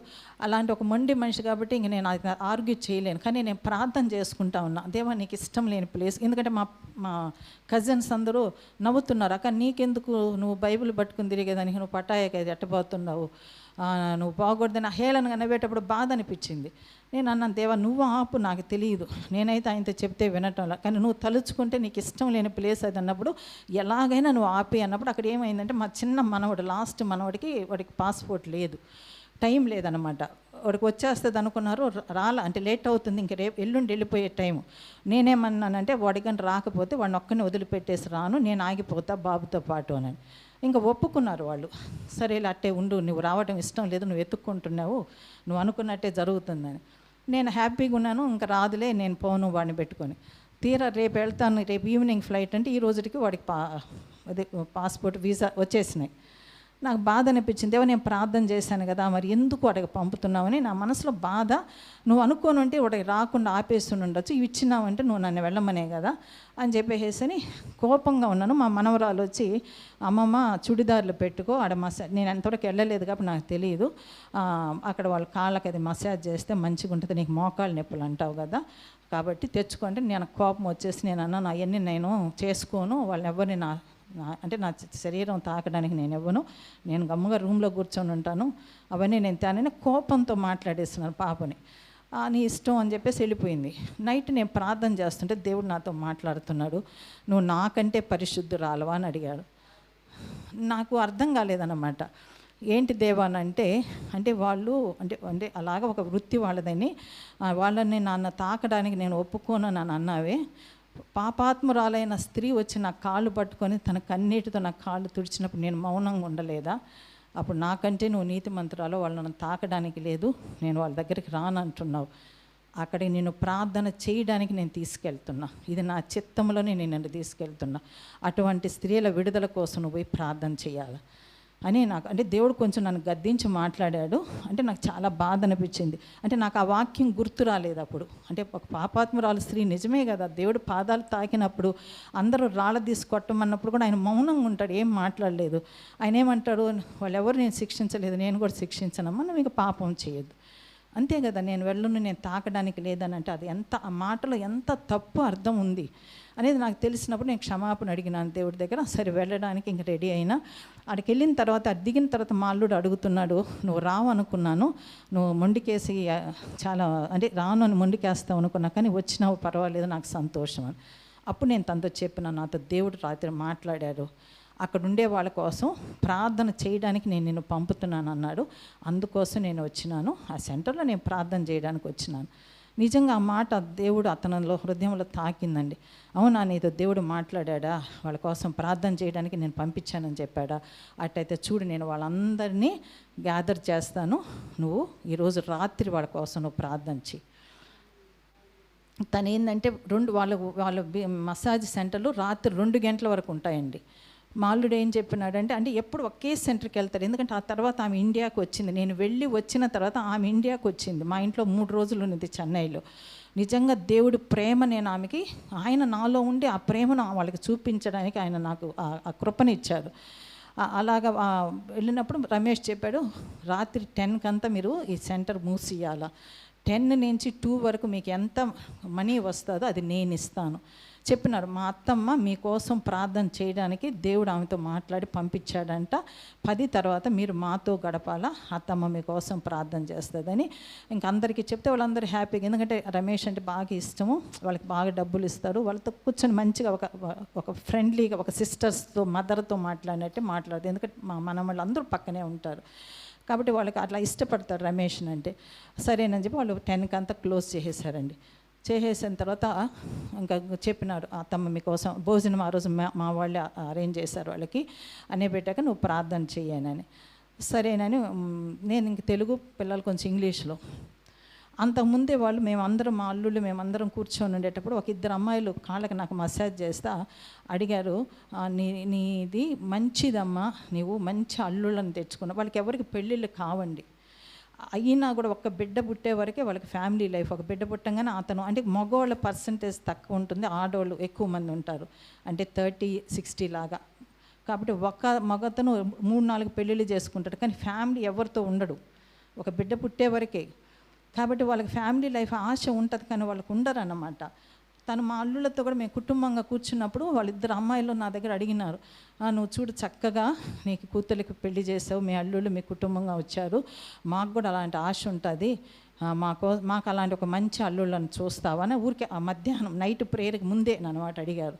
అవన్నీ నాకు చాలా బాధ అనిపించింది. నిజమే కదా, ప్రతి స్త్రీకి ఒక ఫ్యామిలీ లైఫ్ ఇష్టపడతారు, కానీ వాళ్ళ జీవితంలో కొన్నిసార్లు అయ్యి పొందుకోలేకపోతున్నారు అని చెప్పేసి ఆ రాత్రి నేను ప్రార్థన చేస్తుంటే వాళ్ళు నిజంగా వాళ్ళకి అర్థం కాకపోయినా కూడా అందరూ మోకాళ్ళ మీద ఉండి, కొంతమంది నేను ప్రార్థన చేస్తుంటే ఏడుస్తున్నారు, ఒక 3-4. వాళ్ళల్లో ఒక అంటే ఒంబోద ఏదో అంటారు కదండి, ఆడ మగ కాకుండా ఉంటారు చూసారా, నపుంసకుడు, ఒక మగతను కానీ ఆడంలాగుంటే, అంత ముందు మా పిల్లలు కూడా దాన్ని చూసి భయపడేవాళ్ళంట. ఆయన దగ్గర కొంచెం మసాజ్ చేయబోతుంటే నాకు కూడా ఆడకు చూసినప్పుడు నాకు కొంచెం భయంగా దూరంగా ఉన్నాను. కానీ ఆయన ఏడుస్తున్నాడు మోకాళ్ళ మీద ఉండి, అటు ఒక 2-3 ఏడుస్తున్నారు అనమాట. సరే అంతా అయిపోయింది, ప్రార్థన చేసినాను, నేను కూడా కన్నీటితోనే చేశాను. నిజమే కదా దేవా, వాళ్ళకి ఎంత ఆశ ఉంటుంది ఫ్యామిలీ లైఫ్ కావాలని, కానీ వాళ్ళ జీవితాలు అలాగ అయిపోయినాయని. ఆ తర్వాత చూడండి, దేవుడు అంటే నేను వాళ్ళు తాకకూడదు నన్ను అన్న ఒక మాటకి దేవుడు నాకు ఎలాంటి ఒక శిక్ష అంటే, దేవుడు నాతో అంటే రమేష్ ఏం చేశాడంటే, అందరికి వాళ్ళు 20 మంది ఉంటే 20 మందికి కవర్లలో డబ్బులు పెట్టి ప్రతిసారి తను వచ్చేటప్పుడు ఇస్తాడంట అందరికి టిప్స్ లెక్కన. తను చేయించుకున్న మసాజ్కి పే చేసేస్తారు బిల్లు, అది కాకుండా లాస్ట్లో వాళ్ళకి, ఎందుకంటే తనకు మనసులో కూడా ఈ ఆడవాళ్ళకి ఒక మంచి లైఫ్ లేదు కాబట్టే కదా పాపం ఇలా బ్రతుకుతున్నారు అని చెప్పి తనకు ఒక సింపతి ఉంటే, అలాగే వెళ్తుంటాను, నీకు అర్థం కాదు, నేను వచ్చి మంచి పనే చేస్తున్నాను ఇక్కడని నాకు చూపించాడు. సరే అని చెప్పి ఆ కవర్లలో డబ్బులు ఇచ్చి, నువ్వే ఇవ్వమని చేతుకున్న ప్రతి సంవత్సరం నేను ఇస్తానని. అది ఇవ్వబోతుంటే దేవుని పరిశుద్ధాత్మ దేవుడు నాతో చెప్తున్నాడు, ఒక్కొక్కరిని నువ్వు హగ్ చేసుకో, వాళ్ళని కౌగులించుకొని ముద్దు పెట్టుకొని దేవుడు నిన్ను ప్రేమిస్తున్నాడు అని చెప్పు వాళ్ళకి. అప్పుడు నాకు అంటే బాధ ఏం లేదు, అప్పటికే నేను చాలా తెలుసుకున్నాను దేవుడికి కోపంగా నేను మాట్లాడానని. అలాగ ఒక్కొక్కరిని నేను దగ్గరికి తీసుకొని ముద్దు పెట్టి, I love you, God bless you అని చెప్పి ఆ ఒక్కొక్క దేవుడు డబ్బులు కవర్, తను ఇచ్చిన ప్రతి కవర్ వాళ్ళకి ఇచ్చి అక్కడ ప్రార్థన చేసి, ఆ తర్వాత నేను వెళ్ళి వచ్చిన తర్వాత నేను వాళ్ళకి చూపించిన ప్రేమను బట్టి అక్కడి నుంచి ఒక 3 వచ్చినారండి. ఒక 3 అంటే మొత్తం ఖర్చు రమేషే పెట్టుకున్నాడు. ఇండియాకి వాళ్ళని తీసుకొచ్చి మా ఇంట్లోనే పెట్టుకొని సిటీ అంతా చూపించారు. అన్నీ చూపించి వెళ్ళిపోయేటప్పుడు రమేష్ అడుగుతున్నారు అనమాట వాళ్ళని, మీకు చెన్నైలో ఏం నచ్చింది, మీరు ఇక్కడికి వచ్చి అన్నీ చూశారు కదా అన్నప్పుడు ఆ ఓనర్, ఆమె పేరు ఆనా, తను చెప్తుంది, నన్ను చూపించి మదర్ లవ్ నాకు నచ్చింది అంటే దేవుడికి మహిమ. నేను గొప్పదాన్ని అన్నానండి, ఎందుకంటే నేను మీకు చెప్పాను కదా మొదట్లోనే, వాళ్ళెవరు నన్ను తాకడానికి లేదు, నేనంతా నా శరీరం వాళ్ళకి ఇవ్వను అని చెప్పి మాట్లాడిన నన్ను ఆయన నాలో ఉండి ఆయన ప్రేమతో వాళ్ళని ఆకర్షించుకొని వాళ్ళు వెళ్ళేటప్పుడు ఆమె చెప్పినది ఒక్క మాట, నేనంటున్నది నాది కాదు, దేవుని ఆత్మ నాలో ఉండి వాళ్ళకి అంతగా పరిచర్య చేయడానికి నన్ను వాడుకున్నాడు దేవుడు. తర్వాత మా అల్లుడు అంటున్నాడు, నేను 3 లక్షలు మీకు ఖర్చు పెట్టి ఇంత మీకు చూపిస్తే పోతా మా అత్తను పొగిడిపోతుంటారా మీరు, మాకు ఒక మాట కూడా థ్యాంక్స్ చెప్పలేదు అని అంటే, నేనన్నా నాదేం కాదయ్యా. ఎందుకు చెప్తున్నానని అంటే, కొన్నిసార్లు కొన్ని స్థలాలకు మనం వెళ్ళకూడదు అని అనుకుంటాం, నాకు తెలియదు, అలా చాలా ఫంక్షన్స్కి వెళ్ళకపోయేదాన్ని నేను. ఆ స్థలానికి ఎందుకు తీసుకెళ్ళాడు, అందరూ నవ్వుతున్నారు, అసలు నీకెందుకు, నువ్వెందుకు వెళ్తున్నావు, నువ్వు చెప్పేయవచ్చు కదా. కానీ దేవుడు నన్ను తీసుకెళ్ళాడు. ఆ సెంటర్లో నేను ప్రార్థన చేసి మళ్ళీ తిరిగి వాళ్ళు ఇండియాకు వచ్చి వాళ్ళకి నేను స్తుతుల పుస్తకం English praise and worship book ఆమెకి ఇచ్చి నా పని అయిపోయిందండి. నేను నమ్ముతాను ఖచ్చితంగా వాళ్ళని ఒకరోజు దేవుడు దర్శిస్తాడు. మన పని ఏందంటే, మన పరుగు ఏందంటే, దేవుని గురి వైపు పరిగిస్తున్నామా లేదా మనకిష్టమైన పరుగులో వెళ్తున్నాం. మనకిష్టమైన పరుగు ముగింపు కరెక్ట్గా ఉండదండి. ఆయన పరుగు మనకు కష్టమే, మనకి ఇబ్బందికరమే, కానీ అక్కడ ఆయనకి ఇష్టమైన కార్యం చేసిన వాళ్ళం అవుతాం. దేవుడికి ఇష్టం లేని పరుగు పరిగెత్తి శాపం తెచ్చుకున్న ఒక వాక్యం కూడా మనము చూస్తాము. 2వ రాజులు 5వ అధ్యాయము రెండవ రాజుల 5వ అధ్యాయం 15-16 వచనం. మనకందరికీ తెలిసిందే ఇది. నయమాను గురించి, కుష్టి వ్యాధిగ్రస్తుడి గురించి, ఆ ఇశ్రాయేలు చిన్నది చెప్పబట్టి ఆ యొక్క ఎలీషా దగ్గరికి వెళ్ళినప్పుడు అక్కడ ఒక స్వస్థత పొందుకుంటారు. కానీ ఆ దైవజనుడితో కూడా ఉన్న గెహజీ చూడండి ఏం చేసినారు అక్కడ. అప్పుడు అతడు తన పరివారముతో కూడా దైవజన్య దగ్గరకు తిరిగి వచ్చి అతని ముందర నిలిచి, చిత్తగించుము, ఇజ్రాయేల్లోనున్న దేవుడు తప్ప లోకమంతటి యందును మరి ఒక దేవుడు లేడని నేను ఎరుగుదును. ఇప్పుడు నీవు నీ దాసునైన నా యొద్ద బహుమానము తీసుకొనవలసినదని అతనితో చెప్పగా, ఎలీషా, యవన సన్నిధిని నేను నిలవబడి ఉన్నాను, ఇజ్రాయేలు దేవుడైన ఆ యెహోవా జీవముతోడు నేనేమీ తీసుకొనను అని చెప్పెను. నయమాను అతన్ని ఎంతో బతిమాలినను అతడు ఒప్పకపోయెను. చాలండి. చూడండి ఆడ అంటే ఆయనకి స్వస్థత కలిగింది నయమానికి. ఆయన సంతోషం అన్నమాట. నాకు ఇంత ఇటువంటి భయంకరమైన వ్యాధి ఎక్కడెక్కడో ఆయన తిరుగుని ఉంటాడు, ఒక మంచి పదవిలో ఉండి ఆయనే ఎక్కడ స్వస్థత కాలేదు కాబట్టి చివరిగా ఆడ స్వస్థత దొరకంగానే ఆయన బతిమలాడుతున్నాడు దైవజనుడి దగ్గరకు వచ్చి, తీసుకోండయ్యా నేను బహుమానం తెచ్చున్నానని. కానీ అక్కడ 16వ వచనం చూడండి, దేవుని యొక్క బిడ్డలు ఎలాగున్నాడు. ఎవని సన్నిధిని నేను నిలవబడి ఉన్నాను, ఇజ్రాయేలు దేవుడైన ఆ యెహోవా జీవముతోడు నేనేమీ తీసుకొననని చెప్పాను. నయమాను అతనిని ఎంతో బతిమాలినను అతడు ఒప్పకపోయాను. అవన్నీ పక్కనే ఉన్న శిష్యుడు గెహజీ చూస్తూనే ఉన్నాడు కదా.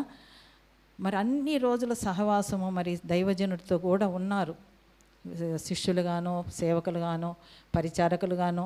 మరి ఎలీషా యొక్క ఆత్మీయ జీవితం ఎంత గొప్పగా ఉంది. ఏమీ ఆశించకుండా ఎప్పుడు దేవుడి సన్నిధిలోనే గడుపుతున్నాడు. మొట్టమొదట మీరు చదవండి ఇంటి దగ్గర చూసినప్పుడు ఆయన వచ్చినాడు అన్నప్పుడు ఆయన బయటికి రాడు. ఆయన ఎంత పెద్ద స్థితిలో ఉంటే మటుకు ఆయన వచ్చి ఏదో ఆయనకు పెద్ద ఇది చేయాలని కాదు, ఆయన అంతకంటే సృష్టికర్త దేవుడి సన్నిధిలో కూర్చొని ఉన్నాడు. కానీ నయమాను కోపం వస్తుంది, నేను వస్తే కనీసం నాకు బయట వచ్చి కనిపించలేదు, నన్ను ఒక మాట కూడా మాట్లాడలేదు, కాబట్టి ఆయన ఆ నదిలో మునగమంటే నేను ఎందుకు మునగుతానని వెళ్ళిపోతుండేటప్పుడు దైవజనుడికి ఏం అవసరం లేదు, మునిగితే స్వస్థత, మునకపోతే దేవుడు ఏం చెప్పమన్నాడో అది మొట్టికే ఆయన చెప్పినాడు. కానీ అతనికి స్వస్థత జరగాలని దేవుడి చిత్తమైనది కాబట్టి తిరిగి వెళ్ళి స్వస్థత పొందుకొని వచ్చినాడు. ఇవన్నీ చూస్తున్నాడు గెహజీ. వద్దు, నాకు వద్దు, నీ ఏ దేవుని సన్నిధిలో ఉన్నాను నేను తీసుకోను అని అన్నప్పుడు మరి ఆ గెహజీ ఎందుకు వెళ్ళాలండి? అక్కడేమో ఫిలిపు అదే రథం వెనక ఆత్మదేవుడు పరిగెత్తించి ఒక్క ఆత్మ కోసం, రక్షణ కోసం పరిగెత్తాడు. ఇక్కడ ఈయన లోకపు పరుగులో అదే రథము వెనక పరిగెత్తున్నాడు. చూడండి, ఈరోజు మనం 2 రథాలు, ఒక రథం వెనక పరిగెత్తి ఆత్మను రక్షించుకున్నాడు ఫిలిప్పు. ఇక్కడ గెహజీ ఏం చేసినాడు? ఈ రథం, నయమాను వెళ్తున్న రథం వెనక పరిగెత్తి ఇంటికి ఒక శాపాన్ని తెచ్చుకున్నాడు. ఎలాంటి పరుగులో మనం పరిగిస్తున్నాం? ఇప్పుడైతే గెహజీ లాంటి పరుగులోనే చాలామంది తెలియకనే కూరుకొని ఉన్నారండి. ధనం, డబ్బు ఏందంటే పిల్లలకి ఆస్తి సంపాదించి ఇవ్వాలి, మనం వెళ్ళేటప్పుడు వాళ్ళకి ఏదైనా మిగిలిచ్చి వెళ్ళాలి. ఏం మిగిలిస్తున్నాం? దేవుడి కార్యాల కంటే లోక కార్యాలలో పట్టబడి ఉన్నాము. మనకు తెలియదు, ఒక్కోసారి అలా పట్టబడుతున్నాం, మనకే తెలియటం లేదు. దైవజనులుగా మేము కూడా కొన్నిసార్లు ఇరికించబడుతున్నాం, తెలియదు మాకు, అది మంచిదనే ఇల్లుని ఉంటాం. కానీ తర్వాత దేవుని సన్నిధిలో కూర్చున్నప్పుడు దేవుడు మాట్లాడేటప్పుడు అర్థమవుతుంది, నిజం కదా, ఇది అసలు ఈ మార్గం ఎందుకు వచ్చినాం మనకి తెలియదు. కానీ ఎప్పుడు దేవుడి దగ్గర మనము పదే దేవా నీకు విరోధంగా నేను బ్రతకాలని లేదు, నీ చిత్తమే నేను జరిగించాలని ఎప్పుడు ఆయన పాదాల దగ్గర అడుగుతునేటప్పుడు ఆత్మదేవుడు మనకు బయలుపరుస్తుంటాడు.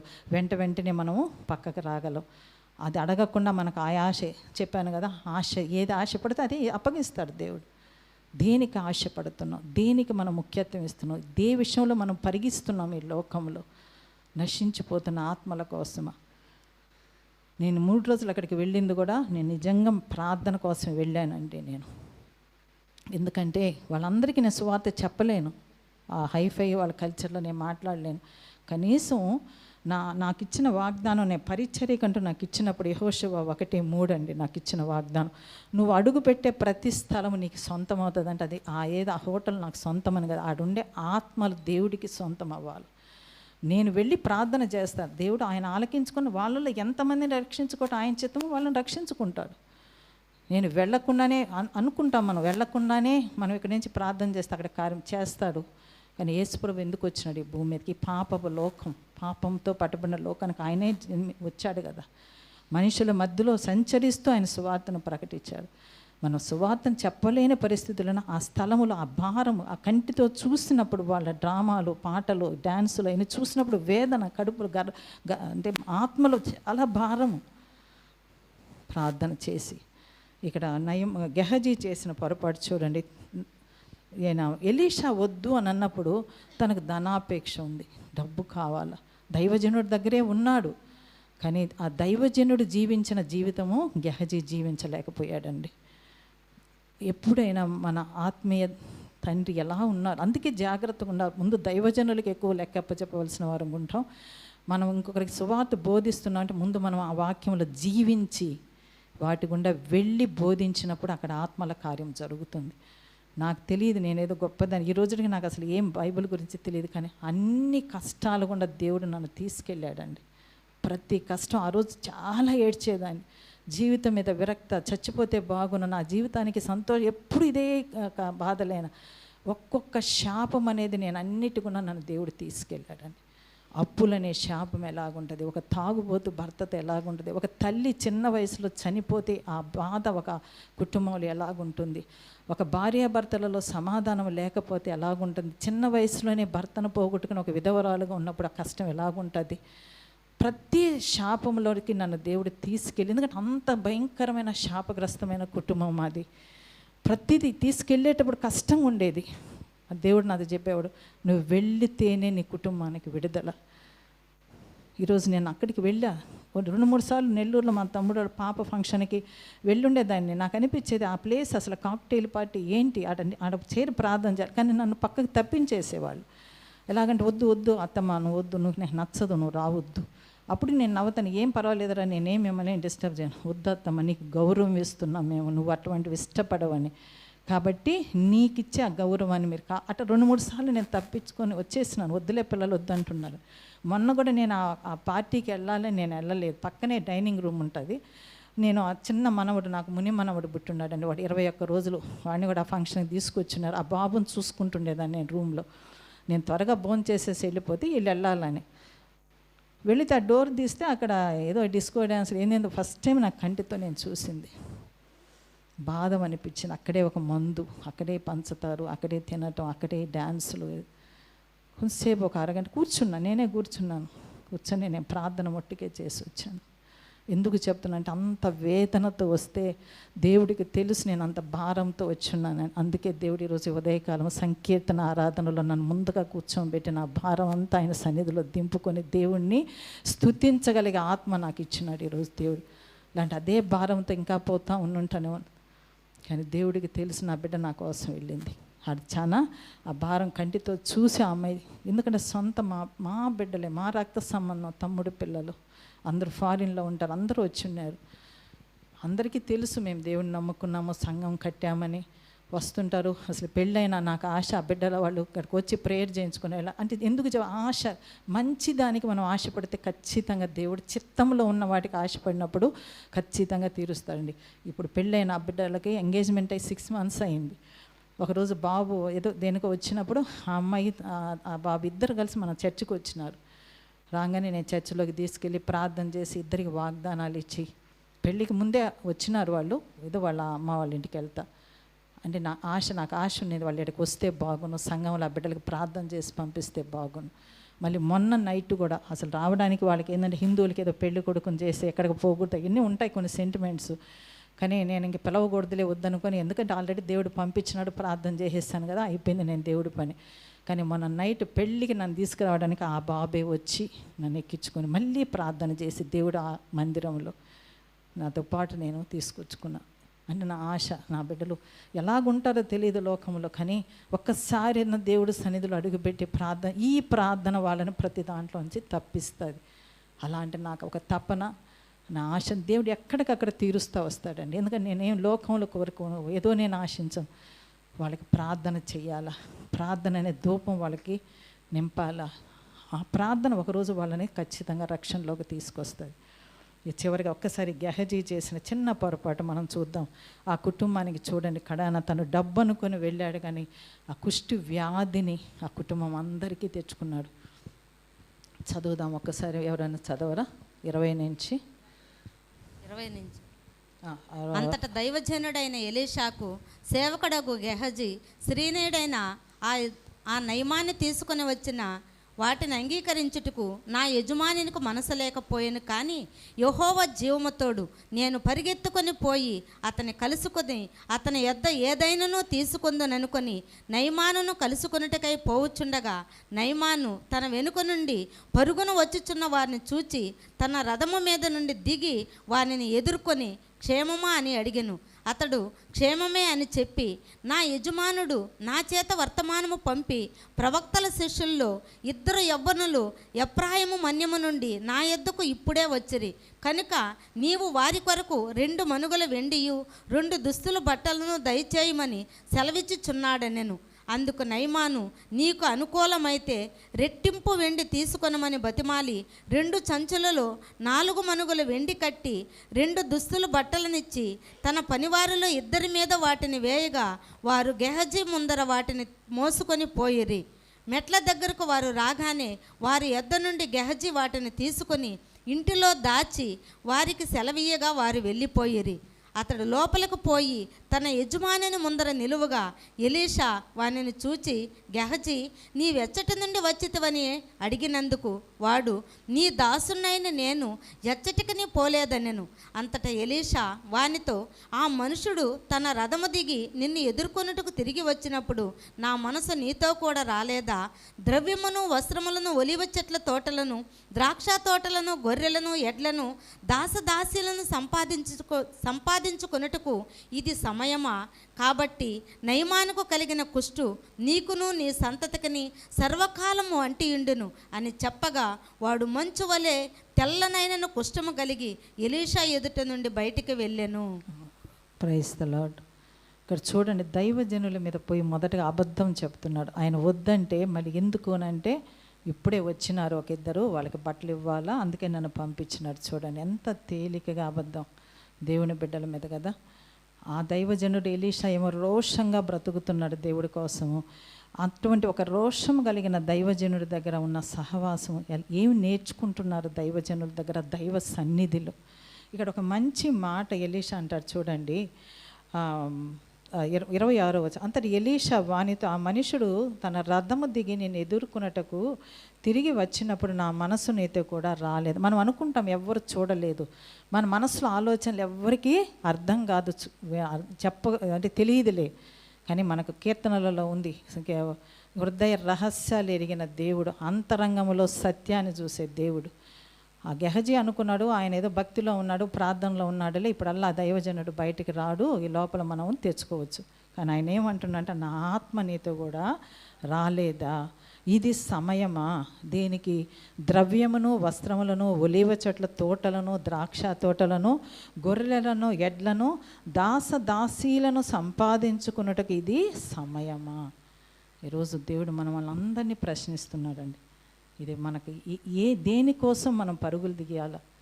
ఏంటి దేవుడు మనకిచ్చిన భారం? సంఘానికి, ముఖ్యంగా వధువు సంఘం, ఎత్తబడే సంఘమైన మనము ఎలాగున్నాం? మనం పరుగు ఎట్లా ఉంది? మన ముందు ఉన్నాయి చాలా అవసరతలు ఉన్నాయి, లేవని చెప్పనండి.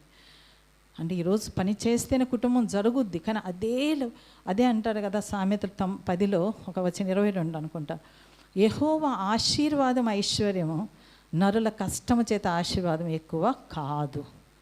దేవుడు పని చేస్తే మనకున్నది ఆయన ఆశీర్వదిస్తాడని. నిజంగా నేను దేవుడి సన్నిధిలో నిజమే చెప్తున్నాను. నేను జరుమలకి వెళ్ళినప్పుడు నా దగ్గర ఏం లేదు, అసలు ఆ సొత్తు నాది కాదు, నా దగ్గర ఏం డబ్బు లేదు. ఒక 7 లక్షలు, అది కొన్ని 25 సంవత్సరాలుగా మా అత్తగారు నాకు ఇచ్చింది. నా పిల్లల పెళ్ళిళ్ళప్పుడు అమ్మాలనుకున్నాను, అప్పుడు అమ్ముడు పోలేదు. నా భర్తకు అనారోగ్యత వచ్చినప్పుడు అమ్మాలనుకున్నాను. నా కోర్టు కేసు అప్పుడు ఎప్పుడు దానిని అమ్మడానికి నాకు అసలు అంటే ధర రాలేదు. కానీ నాకు దేవుడు చెప్తా వచ్చాడు, అది ఒక శాపగ్రస్తము, మీ అత్తగారి సొమ్ము. చెప్పినాను మీకు ఫస్ట్ టైం నా సాక్ష్యములు. మా అత్తగారు వాళ్ళు సారాయి వ్యాపారం చేసి, వడ్డీ వ్యాపారము, ఇంట్లోనే క్లబ్బు, పేకాట క్లబ్బు అలాగ సంపాదించిన 3 కొడుకులు కూడా వ్యాధులతో మరణించినారండి. వాళ్ళకి రక్షణ లేదు. దేవుడు నా సొమ్మే ఆశించొద్దు, నువ్వు తాకొద్దు అన్నాడు. నాకేమి ఇవ్వలేదంటే దేవుడే నాకు ఇప్పించలేదు. ఆ తర్వాత ఆ స్థలం అమ్మితే కూడా దేవుడు ఏం చెప్పాడంటే, జరుగుమల్లిలో ఆ డబ్బుతో నువ్వు ఒక ప్రార్థన గృహంకి ఫౌండేషన్ వేసుకో, ఆ శాపగ్రస్తాన్ని పూడ్చి ఆశీర్వాదకరంగా మార్చుకొని కుటుంబాన్ని, నీ వంశాన్ని. అలాగా అప్పుడు నాకు ఆ స్థలంలో నేను వెళ్ళడానికి ముందు 2-3 నెలల ముందే నాకు అది అమ్ముడు 7 లక్షలకు వచ్చింది. 7 అనే సంఖ్య నాకు ఎందుకో దేవుడు ఇచ్చిన సంఖ్య. ఆ 7 లక్షలతో అక్కడికి వచ్చి చిన్న ఒక పూరి అదే షెల్ట్ వేసుకోవాలనుకోని, ఎందుకంటే ఎవరు సపోర్ట్ లేరు నాకు, మేము ఎవ్వరూ రావు నువ్వు పోవడానికి లేదు. కానీ ఈరోజు నేను చెప్తున్నాను, 1.5 కోటి ఆస్తి దేవుడు ఆ సన్నిధికి ఇచ్చున్నాడండి. ఎందుకంటే ఆ స్థలము 70 లక్షల ఇల్లు సంఘంతో కూడా కట్టబడింది. అయితే 3 ఎకరాల పొలం, 3.5 ఎకరాల స్థలం మొన్న నాకు రిజిస్టర్ చేశారు. 1 ఎకరా 15 లక్షలు, దగ్గర 1.5 కోటి ఆస్తి దేవుడి కోసం, నా కోసం కాదండి, నా పిల్లల కోసం. నాకు ఏం అక్కడ ఇచ్చిన అది ఎబెనేజర్ సంఘంది, ఏమి లేదు, ఒట్టి చేతులతో వెళ్ళ. కానీ నాకు యెహోషువ 1:3 ఏం చెప్పాడంటే, నువ్వు అడుగు పెట్టే ప్రతి స్థలం నీకు సొంతమగును. సొంతం అంటే ఆస్తి సొంతం చూసుకోబాగా, నా వాక్యాన్ని అర్థం చేసుకునేది కూడా ఉంటుందండి. మనం అడుగుపెట్టి ఎక్కడ ఏమి ఇచ్చినా అది మన సొంతం అనుకోకూడదు, దేవునికి సొంతం అది. ఈరోజు జరుగు వల్ల ఇది ఇచ్చినారు తమ్ముడు, అది నాది కాదు, నా బిడ్డలకి ఇవ్వను, అందరికీ తెలిసిన పైసా ఎవరికి ఇవ్వను. దేవుడు ఆలయానికి, దేవుడి పరిచర్యకి వట్టి చేతులతో వచ్చినాను ఈరోజు. ఆయన అలాగ కొన్ని స్థలాలకి మనల్ని వెళ్ళమంటాడు ఆయన. నువ్వు అడుగు పెట్టే ప్రతి స్థలం నీకంటే మనం మనలో ఎవరున్నారు? ఆత్మదేవుని. మనం ఎక్కడికి వెళ్ళినా మనలో పరిశుద్ధ ఆత్మడు ఉంటాడు. కాబట్టి అది నీకు సొంతం అంటే మనకు కాదు, దేవునికి సొంతం అది. ఈరోజు నేను ఆ స్థలానికి 3 రోజులు వాళ్ళ డబ్బులో నా మీద కూడా 1 లక్ష రూపాయలు వాళ్ళు ఖర్చు పెట్టినట్టు. ఎందుకంటే 2 కోట్ల పైన అంటే 200 మందికి ఒక్కొక్క వ్యక్తికి 1 లక్ష రూపాయలు పెట్టాడు. ఈరోజు ఆ 1 లక్ష రూపాయలు నేను కూడా అక్కడ ఉండి వచ్చిందాన్ని. కానీ నా ధైర్యం ఏంటంటే నేను అక్కడికి వెళ్ళి ప్రార్థన చేసి వచ్చా. నా దేవుడి పని కోసం నేను వెళ్ళొచ్చా. అక్కడ ఖచ్చితంగా ప్రభువు నందు పడిన ప్రయాసం వ్యర్థం కాదు. సంఘాన్ని వదిలి, దేవుని వదిలి ఎందుకు వెళ్ళమన్నాడంటే వెళ్ళమంటాడు కొన్నిసార్లు ఆయన పని కోసం. ఆ రోజు నన్ను పట్టాయాకి ఎందుకు తీసుకెళ్ళాడండి? ఏం అవసరం, నాకు ఇష్టం లేదన్న. వాళ్ళందరూ రక్షించబడ్డారా అని అంటే నాకు తెలియదు అది. కానీ ఒకరోజు ఖచ్చితంగా దేవుడు వాళ్ళని దర్శిస్తాడు. కాబట్టి మనం ఎక్కడ అడుగు పెడితే ఆ స్థలము దేవుడికి సొంతం అవును. కాకుంటే మన పరుగు ఏ ఉద్దేశంతో, ఏ ఆలోచనలతో వెళుతున్నాం, ఆయన కోసం వెళుతున్నామా, దాంట్లో స్వార్థంగా నేను ఏదన్నా అనుభవించాలని. ఈరోజు నేను ఇది కూడా చెప్తున్నానండి, నేను చెప్పాలని రాలే, ఎందుకు ఇక్కడికి వచ్చారు. తమ్ముడు ఇప్పుడు డాక్టర్ తమ్ముడు వాళ్ళ పాపకి 30,000 ఇచ్చినారు నాకు ఆడపడిచి కట్నం కింద. నేను ఆ 30,000 అట్టనే ఒక చీర కూడా, ఒక జాకెట్ కూడా కొనలేదండి. దాన్ని అట్టనే పైప్ లైన్, మాకు చర్చికి నీళ్ళకి మాకు కష్టం, మాకు బోరు పడదు, ఏట్లో నుంచి దానికి ఆ 30,000 నేను అట్టనే మందిరానికి నీటి వసతి కోసం నేను అలాగ 30,000 పనికి వేసుకుని ఈరోజు ఆ డబ్బుతోనే నేను మన మందిరం అంటే నీళ్లు మాకు చాలా టఫ్గా ఉంటుంది. మాకు జరుగుమల్లో ఎవరింట్లో బోరు పడదు, వాళ్ళు మున్సిపల్ వాటర్ వాడితేనే మాకు 3 రోజులు ఏదైనా మోటార్ రిపేర్ వస్తే నీళ్లు ఉండవు మాకు. కానీ ఆ డబ్బుతో నేను అది వేసుకున్నాను. మళ్ళీ తమ్ముడు బాబుది పెళ్ళికి 20,000 ఇచ్చినప్పుడు బ్యాప్టిజం తొట్టి కట్టమని ఆ డబ్బులు సింగిల్ అనిపి నేను తాకనండి. వాళ్ళు ఇచ్చేదంటే ఆడబడిచి కట్టను, నువ్వు బట్టలు కొనుక్కో. కానీ నాకు ఇచ్చే ప్రతిదీ, నాకున్నదంతా నేను దేవుడిది. నాకే ఉంటాయి, పిల్లలు తీసిస్తారు బట్టలు, ఆ డబ్బులు తట్నే బ్యాప్టిజం తొట్టి కట్టమని ఇప్పుడు పనులు జరుగుతున్నాయండి అక్కడ. ఎందుకంటే నాకంటూ నేను ఆశించను. నాకు తెలుసు నా జీవితంలో ఆయన నాకు ఎన్ని మేలులు ఆయన చేసినాడు. ఈరోజు సజీవురాలుగా ఇక్కడ నిలబడి ఉన్నానంటే ఆయన ఇచ్చిన ఆయుష ఆరోగ్యం. కాబట్టి మన గురి ఎలాగుంది, మన పరుగు దేనికోసం, మనం ఆయన కోసం పరిగిస్తే ప్రతిదీ మన వెనక వస్తుందండి. మనకి ఏం కావాలో ఆయన ఇస్తాడు. ఆయన బిడ్డల్ని ఇప్పుడు అడుక్కు తినేటట్టుగా పెట్టాడు. మనం కష్టపడకుండా కూర్చొని పెట్టి పోషిస్తాడు ఆయన. కానీ మనం దాని వెనక పరిగెత్తకూడదు.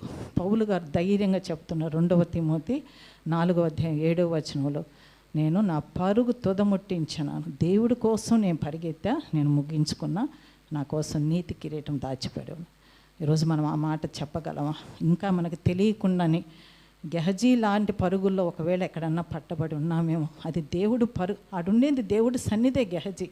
ఎలీషా దగ్గరే, దైవజనుడి దగ్గరే, సమాజం ఒక దైవ సన్నిధిలోనే. కానీ మనిషి ఆడున్నాం, మనసంతా దేని మీద ఉంది. ఈరోజు ఇక్కడ సంఘంలో మనం కూర్చొని ఉన్నాం, అందరూ ఉన్నాం మా ఆదివారం రావాలనే. కానీ మనం ఏ ఆలోచన ఒకవేళ ఈ వారం అంతా లోకంలో పరిగెత్తినా, దేవా ఎక్కడెక్కడ నేను ఎక్కువ ఇరుక్కుంటున్నాను, నీకు ఇవ్వవలసిన సమయం కూడా నేను ఇవ్వకుండా అది కూడా దొంగలించుకుంటూ నా కోసం నేను వద్దయ్యా, నేను నీ కోసం పరిగెత్తాలి. నాకు తెలియదు నేను ఏ రోజు ఏ క్షణం నేను ఈ లోకాన్ని వదలు. నీ ముందు నిలబడినప్పుడు నేను తలదించుకొని నిలబడకూడదు దేవా. నువ్వు నన్ను తట్టాలా, బడా నమ్మకమైన మంచి దాసురాలు, మంచి పోరాటం, మంచి పరుగు నా కోసం నువ్వు పరిగెత్తే. ఇదిగో కొన్ని ఆత్మలను నువ్వు నా సన్నిధికి తీసుకొచ్చిన, ఆ గురిలో పరిగిస్తున్నావా? ఇక్కడ 2 పరుగులు చూసినామండి. ఒక్క ఆత్మ కోసం ఫిలిప్పును పరిగెత్తించాడు రథం వెనక. ఇక్కడ 2వ పరుగు అదే రథం వెనకే పరిగెత్తాడు, కుష్టు వ్యాధి కోసం పరిగెత్తాడు. తను అనుకోలేదు డబ్బు వస్తుందిలే, దైవజనుడికి చూడాలి. దైవజనుడు చూడకపోవచ్చు, దేవుడు చూస్తుంటాడని. సంఘానికి ఎప్పుడు వచ్చినా దైవజనులను తృప్తిపరచడం కోసం దయచేసి రావాకండి. ఎందుకంటే వాళ్ళు మిమ్మల్ని నిత్య జీవంలోకి తీసుకెళ్ళరు. వాళ్ళు చెప్తాం, మేము ఆయన ఏం చెప్తారో ఆ మాటలు మీకు బోధిస్తాం. మీ ప్రవర్తన, మీ యొక్క క్రియలు, సత్క్రియలే ఆయన సన్నిధికి ఆయన తీసుకెళ్తారు. కాబట్టి మా దగ్గర మీరు ఒకవేళ అటా ఇటో చెప్పిన ఆత్మదేవుడు గెహజీ వెళ్ళింది. గెహజీ ఏమంటాడు? ఎలీషా అడుగుతే ఎక్కడికి వెళ్ళామంటే ఇక్కడే ఉన్నాను అంటున్నాడు. నా ఆత్మ నీతో రాలేదా అని అంటున్నాడు. నువ్వు ఇది సమయమా నువ్వు ఎన్ని సంపాదించుకోవడానికి? మా ఆత్మ కాదండి, దేవుని ఆత్మ ఎక్కడెక్కడ ఏమేమి జరుగుతుందని కొన్నిసార్లు మాకు దైవజనులకు రివీల్ చేస్తుంటాడు. బాధ అనిపిస్తుంది. కొంతమంది విశ్వాసుల గురించి చెప్తుంటాడు దేవుడు. ఫస్ట్లో నాకు తెలియక చెప్పంగానే ఆవేశంగా అడిగేసేదాన్ని. అది కొంచెం ప్రాబ్లమ్స్ అయినాయి. ఏంటి దేవా నువ్వు దేవుడు అన్న నేను ఎందుకు బయలుపరుస్తున్నాను అంటే ప్రార్థన చేయడానికి బయలుపరుస్తున్నాను. నేను పోయి ఆవేశంగా అడగమని కాదు, నీకు చెప్తున్నానంటే నువ్వు ప్రార్థన చెయ్యి, నేను చూసుకుంటాను. ప్రార్థన మొట్టికే నేపోయి అప్పటి నుంచి మౌనం అయిపోయాను. అసలు ఈ మాసం మాకు 1వ తారీఖు వాక్యమే మౌనంగా ఉండి కనిపెట్టమన్నాడు సంఘంలో. చెప్పిన దేవుడు ఇంక నేను ఎవరికి ఏం చెప్పను, నేను మీకు ఏం చేస్తున్నా నేను మౌనంగా దేవుడి సన్నిధిలో ప్రార్థన చేస్తాను. ఎందుకంటే నేను వివేకి అయిన వారు సామెతలు కొన్ని ఆమోస్లో 3:15 5:13 అనుకుంటా, ఇది చెడు కాలం కనుక బుద్ధిమంతుడైతే ఊరకుండా. అంటే ఆయన తెరవమన్నప్పుడు ఏ కాడికి తెరిచే కావాలా? అలాగని ఏదో మేము తాపత్రయంతో ఏదో అయిపోతుంది అమ్మో అనే మౌనంగా ఉండమంటారు దేవుడు కొన్నిసార్లు. కాబట్టి జాగ్రత్తగా ఉందాము. సంఘము ఎత్తబడే సంఘం బుద్ధిగల కన్యకల వలె ద్వారం దగ్గర నిలబడి ఉందాం. ఏ క్షణం దేవుడు వస్తాడో తెలియదు, ఏ క్షణం మనం వెళ్ళిపోతామో తెలియదు. 10 మంది వచ్చినారండి, 10 మంది దేవుడి పిలుపు కోసమే పెళ్ళికి వచ్చినారు. కానీ 5 మంది నిర్లక్ష్య స్వభావంతో వచ్చినారు. వాళ్ళ దీపాలు నూనెతో నింపుకోకుండా వచ్చినారు. కనీసం వచ్చేటప్పుడు వీళ్ళు ఎత్తుకొని వస్తున్నారు కదా, మరి వాళ్ళ దగ్గర అడిగైనా మనం పరిగెత్తుకొని తెచ్చుకుందామని అనుకోని కూడా లేదండి. అంటే నిర్లక్ష్యమైన స్వభావం. కడాని ఏమైంది? అప్పుడు పరిగెత్తినారు. అప్పుడు తెలివిగల కన్యకలు ఏమన్నారు? ఇది మీకు మాకు చాలదు. అలాగ కొన్నిసార్లు మనం కూడా దేవుని బిడ్డలను కొన్నిసార్లు తెలివిగా ఉండాలి. ఎక్కడ దేవుడు ప్రేమించమంటాడు, ఎక్కడ కొన్నిసార్లు కఠినంగా ఉండమంటాడు, కొన్నిసార్లు మౌనంగా ఉండమంటాడు, కొన్నిసార్లు మనకి ఇష్టం లేకపోయినా వెళ్ళి అక్కడ మాట్లాడని అంటాడు. అది ఎప్పుడు తెలుస్తుందంటే ఆత్మలో మనం ఐక్యమై ఉండేటప్పుడు తెలుస్తుంటుంది. మనకు నచ్చకపోయినా వెళ్ళమంటుంటాడు దేవుడు. వెళ్ళాల్సిందే కంపల్సరీ. అక్కడ ఎవరో ఆయన కార్యం కోసం ఉంటాడు.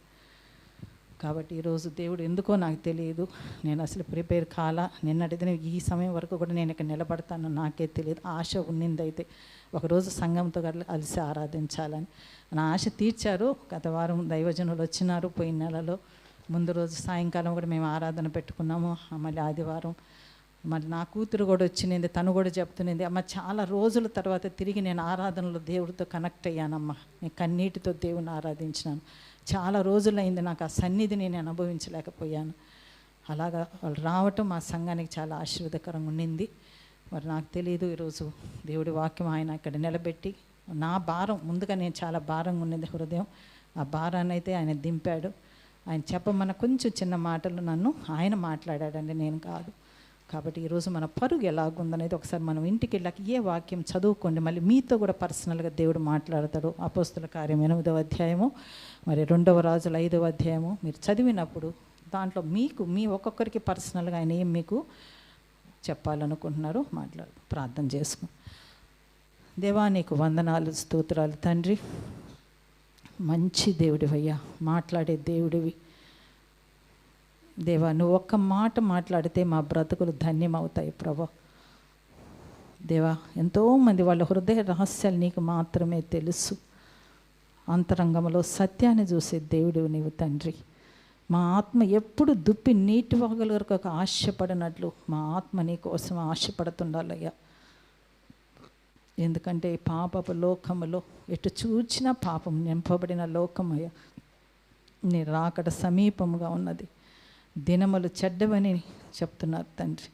కానీ మేము ఏ స్థితిలో ఉన్నాం, ఇంకా మేము ఏ పరుగులో పరిగిస్తున్నాము మాకు తెలియకనే నాయనా, ఇది ఒక మంచి మార్గం అనుకుని వెళ్తున్నామేమో ప్రభా, తెలియదు. దయతో ఈరోజు మమ్మల్ని అందరినీ హెచ్చరించావు తండ్రి. 2 రథాల వెనక పరిగెత్తారు. ఒకరైతే ఆత్మను రక్షించుకున్నారు, ఇంకొక వ్యక్తి దైవాన్ని సహవాసంతో ఉంటూ కూడా తండ్రి శాపాన్ని వెతికినారు, పరిగెత్తాడు ప్రభా. అలాంటి పరిస్థితులు మాకు, మా కుటుంబాలకి, మా సంఘానికి రాకుండాను గాక. నశించిపోయే ఆత్మల వైపు పరిగెత్తగలిగే ఆత్మల దాహముతో మమ్మల్ని అందరినీ మీరు ఈ దినము నింపినారని మేము నమ్ముతూ నిన్ను స్తుతిస్తున్నాం తండ్రి. ఏ బిడ్డలు ఏ కట్లలో కట్టబడి ఉన్నారో యేసు నామమున ఆ కట్లన్నీ తెగిపోవునుగాక ప్రభా. దేవా, నువ్వు ఆశించినంత రీతిగా మేము సేవలో ఉండలేకపోతున్నామేమో క్షమించండి తండ్రి. దేవా, మమ్మల్ని పట్టుకో ప్రభా, పట్టుకో తండ్రి. మీ స్వరాన్ని మాకు వినగలిగే ఆత్మీయ చెవులను తెరవబడునుగాక ప్రభా. దేవా, నీకు వందనాలు, స్తోత్రాలు తండ్రి. దేవా తండ్రి, అయ్యా, మా ఆత్మీయ స్థితి ఎక్కడున్నదో మేము కనిపెట్టగలిగే కృపను కూడా మాకు దయచేయండి. మా ఆత్మీయ మనోనేత్రాలు తెరవండి ప్రభా.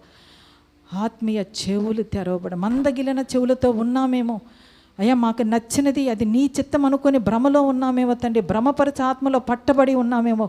యేసు నామమున ఆ దురాత్మల నుంచి విడుదల కలుగునుగాక. అయా ఫిలిప్పుతో నువ్వు ఆత్మదేవ, నువ్వు చెప్పిన దగ్గరికి పరిగెత్తుకొని వెళ్ళగలిగే ఆ యొక్క నీ యొక్క స్వరాన్ని వినగలిగే ఆత్మను నాయన ఫిలిప్పు తెలుసుకున్నాడు కాబట్టి అక్కడ ఆత్మలు రక్షించుకోగలిగాడు. ఈరోజు మీరు మా అందరితో మాట్లాడుతున్నారు ప్రభా. అయా ఆత్మల దాహం మాకు ఇచ్చినందును బట్టి వందనాలు ప్రభా. అయా మా పరుగు ఆయన పౌలు గారు చెప్పిన రీతిగా తండ్రి, అయా మా విశ్వాసం మేము కాపాడుకున్నాం, మా పరుగు మేము తుదముట్టించినామని చెప్పి ప్రభా. అలాంటి ఒక ధైర్యం కలిగిన అయ్యా చెప్పగలిగే ఆ ధైర్యం కలిగిన ఆత్మను నాయన, ఆత్మలో మేము తృప్తి బలగలిగే ఆత్మ అభిషేకం నాయన సంఘాల మీద నింపబడును గాక ప్రభా. దేవా, సంఘంలో ఒక ఉజ్జీవం యేసునామమున లేపబడును గాక తండ్రి. దేవా, నీకు వందనాలు, స్తోత్రాలు తండ్రి, స్తోత్రాలు, స్తోత్రాలు ప్రభా. హల్లెలూయా, స్తోత్రాలు తండ్రి. అయ్యా, ఏది మంచి మార్గం అడిగి వెళ్ళమంటున్నావు తండ్రి. ఇర్మియాలో నువ్వు చెప్తున్నావు ప్రభా. మేలైన మార్గం అడిగి తెలుసుకుని వెళ్ళమంటున్నారు తండ్రి. మీ దగ్గర మేము అడిగి తెలుసుకుని వెళ్ళడానికి సహాయం దయచేయండి. దేవా, నీకు వందనాలు, స్తోత్రాలు ప్రభా. స్తోత్రాలు, స్తోత్రాలు, స్తోత్రాలు తండ్రి. మా అందరితో నువ్వు మాట్లాడినావు తండ్రి, వందనాలు. నాతో నువ్వు మాట్లాడావు ప్రభా, వందనాలు.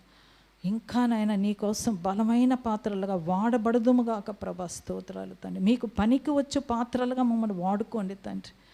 స్తోత్రాలు ప్రభా, స్తోత్రాలు, స్తోత్రాలు తండ్రి. హల్లెలూయా, స్తోత్రం, స్తోత్రం, స్తోత్రం. రక్షణ లేక ఎంతోమంది నశించిపోతున్నారు తండ్రి, నిత్య నరకానికి వెళ్ళిపోతున్నారు ప్రభు. అయ్యా, వాళ్ళు వెళుతున్న మార్గం అది మంచిది అనుకుంటున్నారయ్యా, అదొక ఫ్యాషన్ లోకం అనుకుంటున్నారయ్యా, అలా బ్రతికితేనే సమాజంలో విలువ అనుకుంటున్నారయ్యా. కానీ అది నిత్య నరక మార్గం అని వాళ్ళు గుర్తెరగలేకపోతున్నారు తండ్రి. దేవా, ప్లీజ్ నాయనా, అలాంటి బంధకాలలో ఉన్న బిడ్డలను కూడా తండ్రి, ఈ మధ్యాహ్న కాలం మేము సంఘం అందరం కలిసి ఏక మనసుతో ప్రార్థిస్తుండగా అటువంటి నాయన యవ్వనస్తులు దేని చేత తమ నడతను శుద్ధిపరచుకుందరని 119వ కీర్తనలో అడిగినప్పుడు దేవుని వాక్యమును బట్టియే కదా అని చెప్పావు కదయ్యా. అటువంటి వాక్కును మీరు పంపిన ఆయన వాళ్ళను బాగుపరచండి. మీరు వాక్యం ద్వారా వాళ్ళను దర్శించండి ప్రభు. యవ్వన వయసులోనే కాడి మోసే ధన్యతను దయచేయండి నాయన. ప్రతి ఒక్కరికి నాయన తండ్రి, నీ ఆత్మలో నాయన దాహం దయచేయమని అడుగుతున్నాం తండ్రి. దేవా, స్తోత్రాలు, స్తోత్రాలు, స్తోత్రాలు చెల్లించుకుంటున్నాం తండ్రి. ఇచ్చిన ఈ సమయాన్ని బట్టి మరొకసారి మీకు కృతజ్ఞతలు, స్తోత్రాలు చెల్లించుకుంటూ యేసు పరిశుద్ధ నామమున ప్రార్థించడి వేడుకొంచున్నాము తండ్రి. Amen, amen, amen. Praise the Lord. అందరికీ వందనాలు. సమయం ఇచ్చిన దైవజనులకు కూడా నేను వందనాలు చెల్లించుకుంటున్నాను. సంఘం అందరూ నన్ను ప్రేమించి